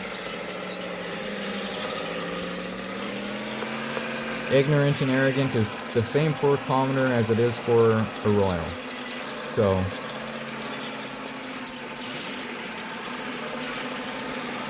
at least that's how I look at it. Because I don't bias myself to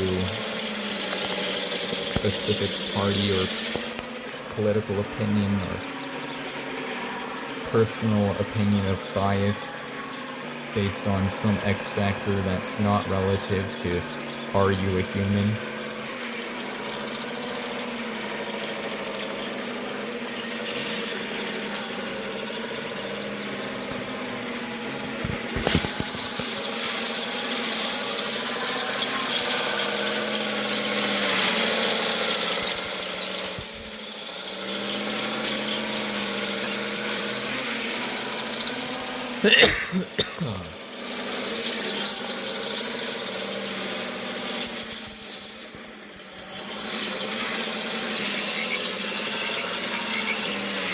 I do like the environment of this map. It's by far my favorite map. It's almost like the only map I'll run.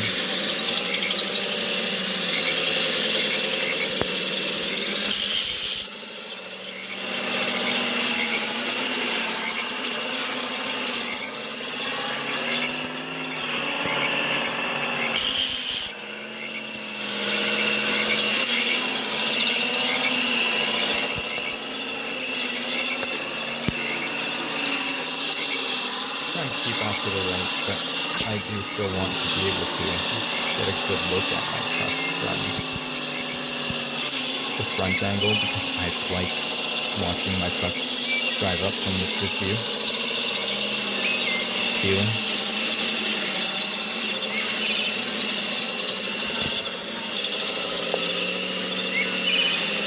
I personally think that the graphics here are really, really good for a mobile game.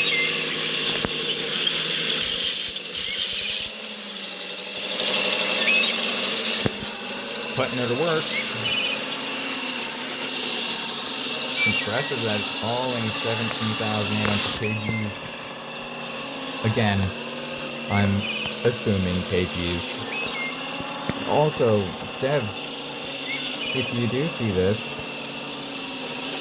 which I will forward it to them. If they watch it, they watch it. If they don't, they don't. There's nothing I can do about it. But if we do go over this, one, it would be nice to see working rearview mirrors. Now I forget what my second point was. Having short-term memory loss is great, isn't it?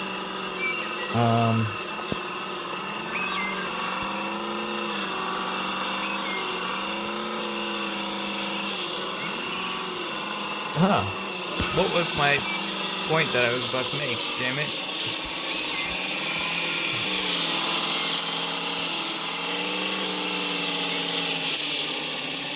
I was just talking about how the graphics look really good.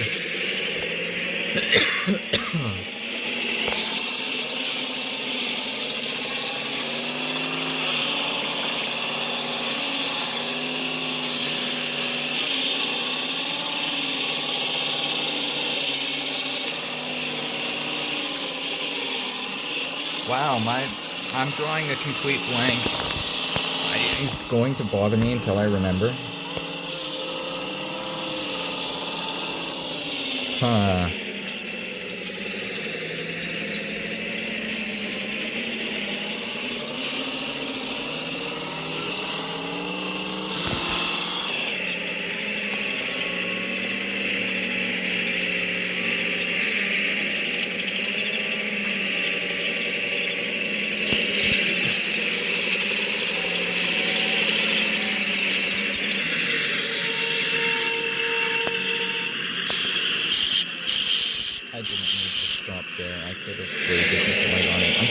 trying to remember what my point was. I had a really good point that something that should be added, but I can't remember what it was about to be added or improved.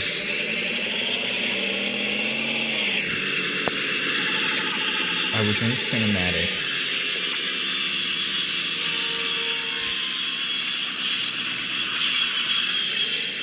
I'm trying to recall what that would have been.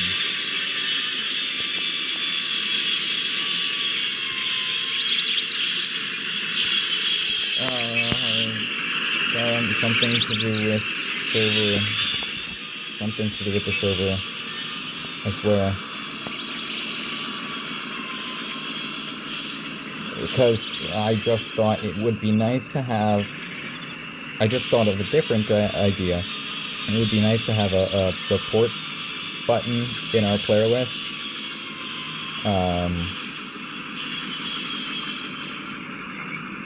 Or something like that. That way we could report people and write in a brief description of the reason of the report, and it could be looked into.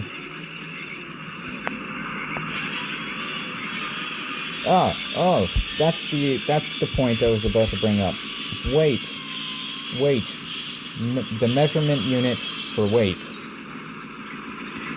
It would be really, really nice if it was labeled on whether we're hauling pounds or kilograms. Because I would assume kilograms, but that's an assumption, not a fact. Because it doesn't say, I don't know.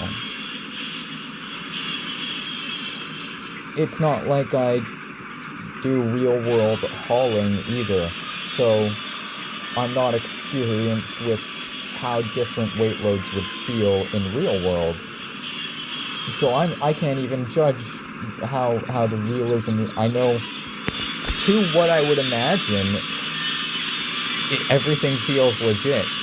But again, I don't do any real world hauling. I don't know what unit measurement they're using here for these numbers of weight load. And I don't know how accurate they are either.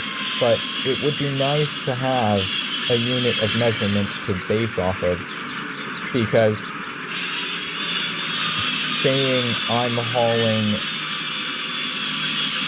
21,400 weight doesn't make sense.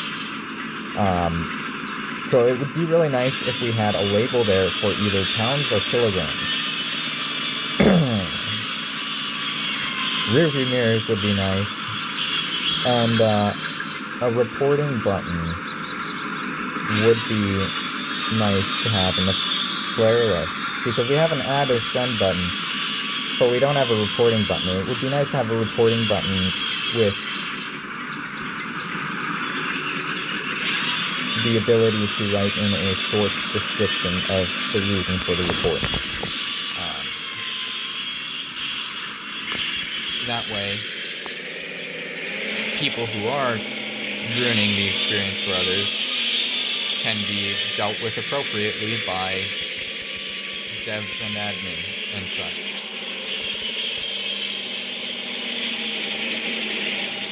I'm not necessarily saying go around and insta-ban all of these people, but at least give a suspension or a warning, because, like, otherwise they're just gonna keep harassing people. And, like, technically it's not harassment, because they don't follow me around and do it, but it is still harassment because they do it whenever they're passing by just for the sake of being an asshole. They intentionally try to cause you harm. That is very much visible from this video of the last interaction we had with him, where he very much veered in front of us, and we were actually fairly close to a collision there. I'm sure if we look it back, there was maybe a truck length or so just there, like There's no way that wasn't intentional. He saw us from a good mile away, and he even turned a little bit to the left to come our direction. I am going a little bit faster, a lot of it faster than I should be going. That's why I've let off the throttle entirely and gotten on the brakes. I'm okay with staying around 50. I just don't want to be over 50. Well, 50 to 60 is fine. I just don't want to get up to super high speeds where I can't control my truck.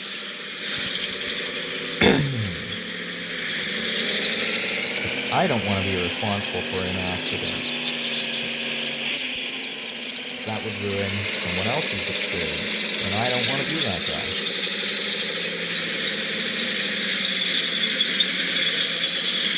Just in general, common decency.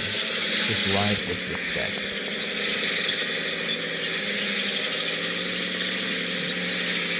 Give space to other people. If someone is asking for help and you're nearby, it's polite to stop and give them a hand. You're not legally obligated to, but it is polite to stop and give them a hand. Even if you're not able to actually help them, stopping and trying, even just for a minute, saying, I've tried, I've done what I can, I'm not sure there's anything else I can do, I hope someone else can help you. That's at least better than just driving by. So, I recommend to everyone to have some decency. Some general decency. Because I don't think that's too big an ask. General decency.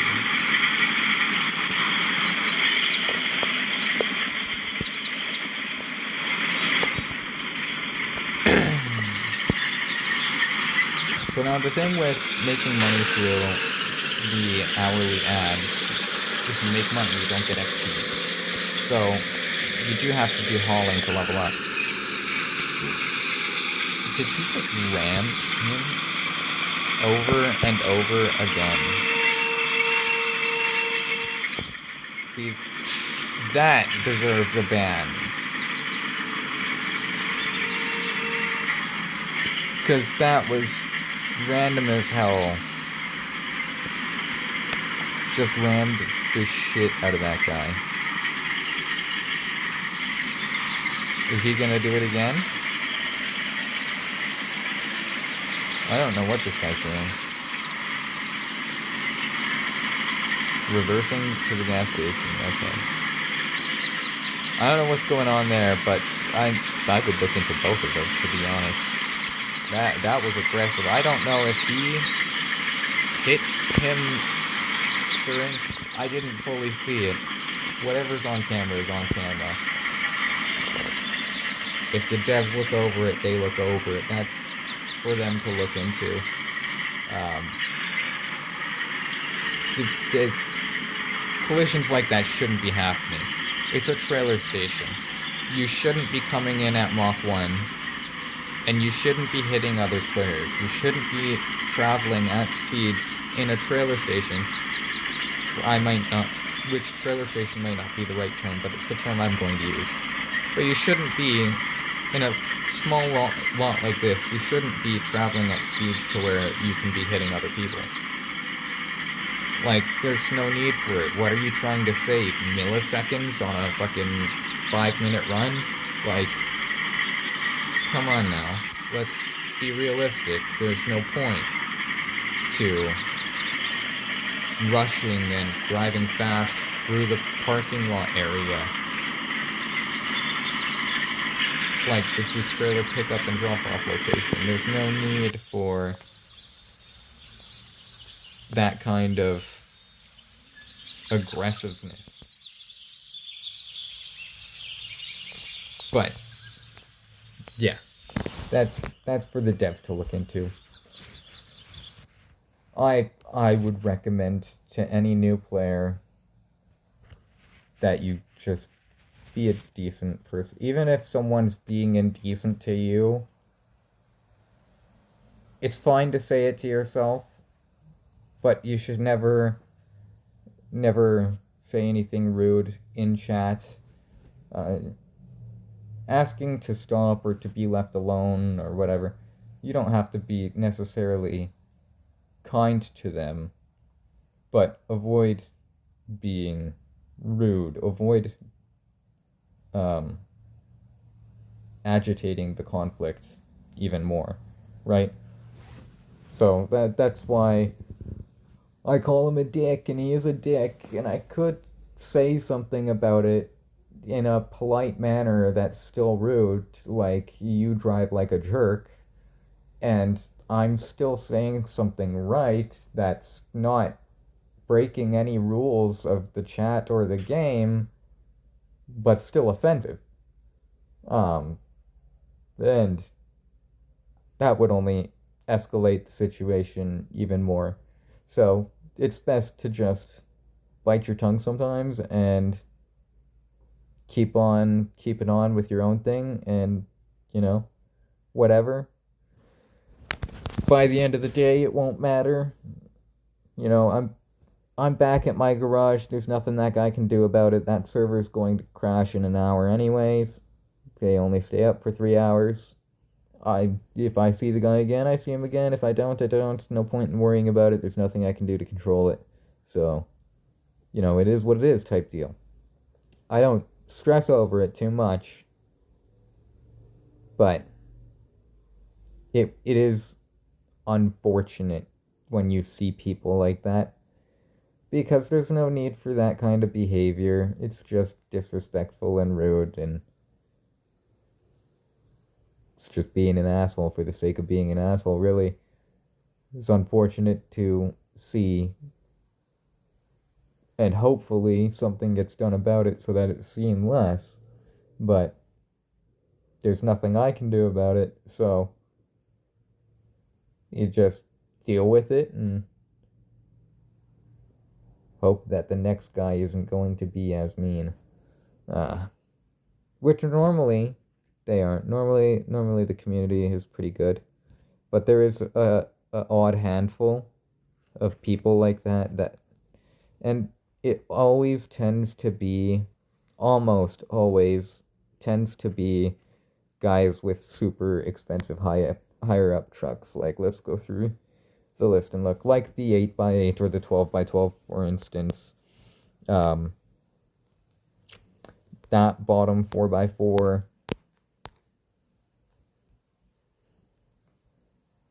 I anybody could be Anybody could, but I do find most commonly people with the more expensive trucks, like the 4320, the 537 8x8 we just saw, the 8x8 over here, the 12x12, the 6x6, the 4x4. I've yet to see the 130M and the 4326-9, which I actually really like the 43-6, 4326-9. I think that's another cool little 4x4. But most commonly, it's guys with the higher level, more expensive trucks who just basically think they own the road and think they own the entire trail and can just push everyone around. And a lot of them just do.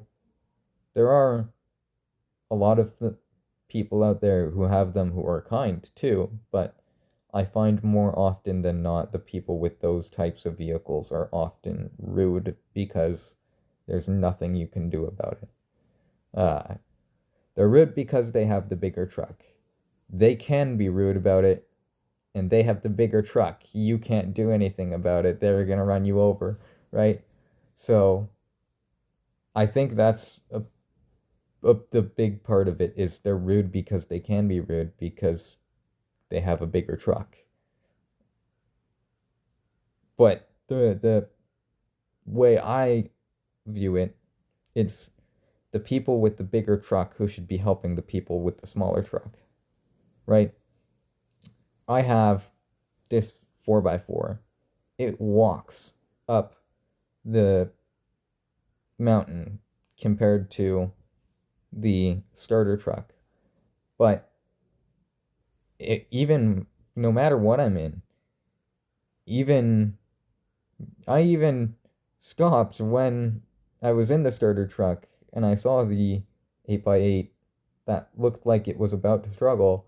And I was like, if you need it, if I'm able to give any assistance, we'll stop. And I was going to put my winch on for them to hook onto if they need it. But they were able to get up on their own, which is awesome.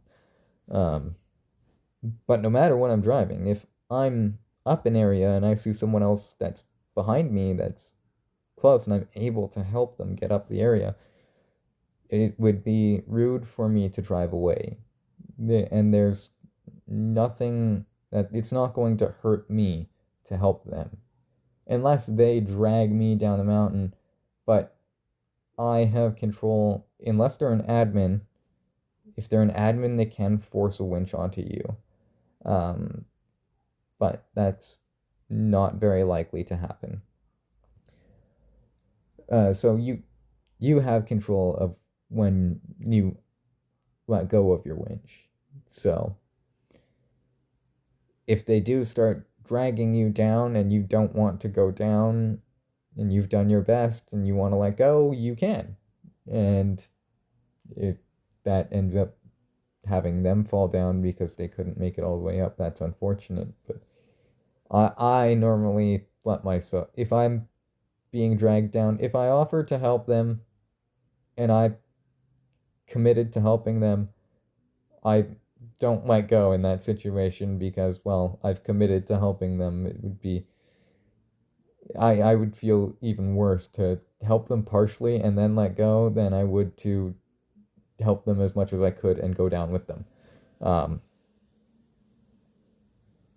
Oftentimes, when I get in a tight situation like that, I'm often able to find a way of working around the lines so that we can all get up together. And that's ideal for what you want because then everybody gets their load done and everybody helps each other. And the thing is, if you end up in a pinch, wouldn't you want someone to stop and help you? And that's the way I like to look at it, is if I were to be stuck and I needed help and I were asking for help, and someone else with a more capable vehicle who was right there and had a good anchor point on the ground where they were stable and they could winch to you and help you up and chose not to, it would be disappointing. I would hope that if they had the opportunity to, that they would assist me if I were asking for assistance. And I'm pretty sure we all would, because, well, otherwise, why would we ask for assistance if we didn't want the assistance, right?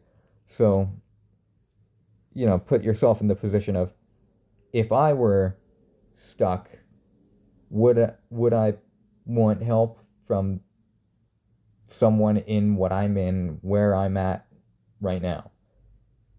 Just reverse the roles. If they were in my truck and I was in their truck, would I want them to pull me? Probably. So, but also, don't jump to the conclusion of someone wanting help before they ask for help, because you don't always know. Because I was in the starter truck. I didn't need assistance. I was trying to see if I could make it up with the starter truck on the line that I normally take. And the answer was no. I had to adjust my line and take a different line. But was the starter truck able to make it up on its own? After I finally got away from that guy that was trying to push me up? Yes. It was able to back down and restart and take a different line and make it up all by itself. And that's what I wanted to know. And so that's why I would say help those who are nearby, who are asking for help if you're able to. if someone's not asking for help, it's polite to stop and ask if they need help. But, you know, I wouldn't assume that they need help and try to help them right off the bat without them asking, because you don't know what their intentions are. They could be testing the limitations of their vehicle. And unless they're blocking the entire pathway, you likely have a way around them. So if you're not wanting to, if they're not wanting help and you're wanting to be on your way, oftentimes you can get around them and be on your way without causing them any trouble or you any real trouble. So there's no harm in it, right? And it's only going to help. And if you were in that position, you would think about how you would prefer it to be. And that's how I like to handle it. So, yeah, that's the way I view it. We still haven't gotten any new trucks. As I said last time, our next one is going to be the 131. I was debating, I'm pretty sure at the end of last RTHD video, I was debating whether or not I do the 131 or the, or whether I put the money towards upgrades for my Chevy COE. And the conclusion I came to was to get the 131, because it opens doors for more vehicles in which I'm then able to see the cost of the next vehicles in line after my 4x4. Because, as I said, we're going 131, and then we're getting that $1 million 4x4, the 509A. And the 131 opens the door for the 133. The 509A would have opened that pathway. But it also opens the pathway for the 4327 4x4. And I really like the 43206 4x4. I want that one. I hope it has a clean interior, because I can't fully see how it looks, but it looks basically like it's a smaller version of the 4320, and I think the 4320 is nice because I know roughly what it looks like.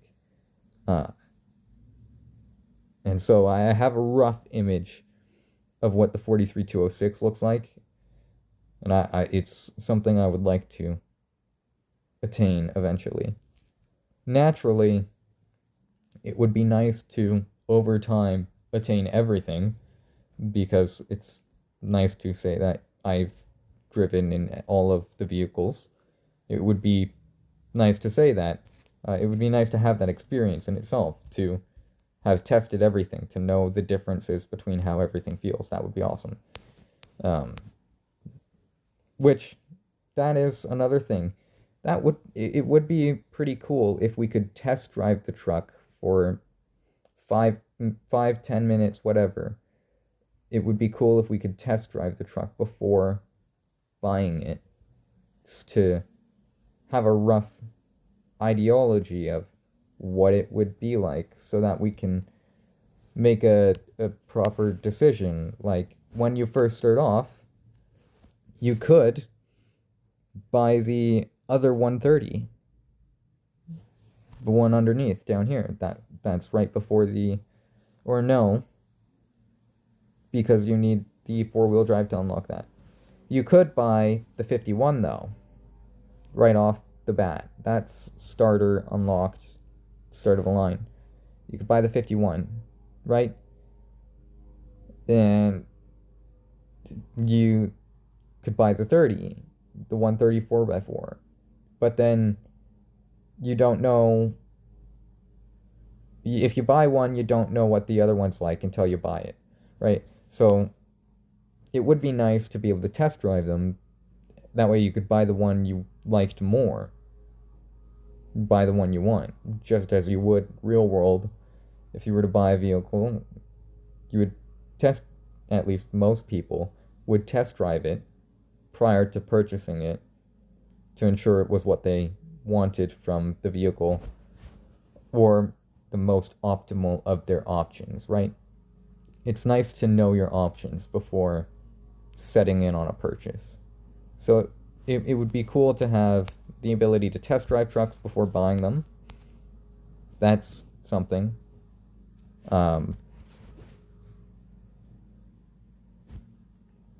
I do plan to eventually get our COE and Chevy 4x4 Viking together and built. And those will be my clean rigs. My COE already is pretty cleaned up.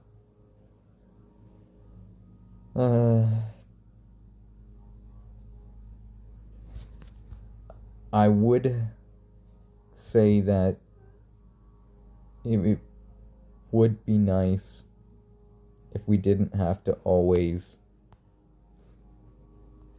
fix and refuel a vehicle when it comes new. But I do understand having to work for the truck and not getting... like the starter truck, I can understand. You start off with the truck in poor condition as though it were just passed down to you from whatever time frame, right? I could understand that. You got passed down a truck and you have to use it to get better vehicles and upgrade it, right? I can understand that. But then every other truck you buy being the same and having no fuel damages, I think is a bit brutal. But, you know, I understand the working to make the truck better type thing and buying the truck as a worn down unit and restoring it. I get that. But there's also an extent to that. You know?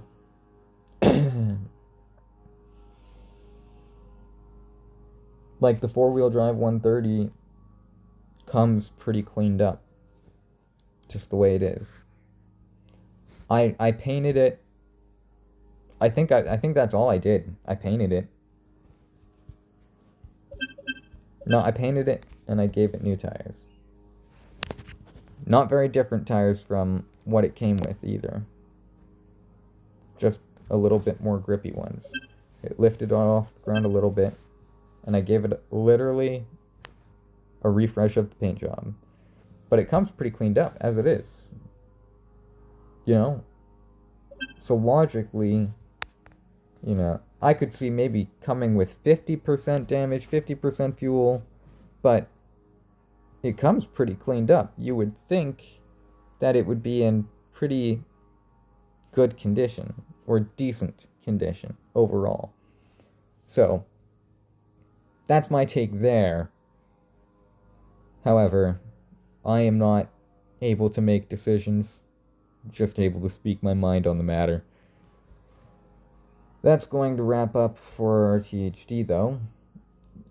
We didn't make any money, but we did have the experience of seeing what the starter truck could do. This one is much more capable.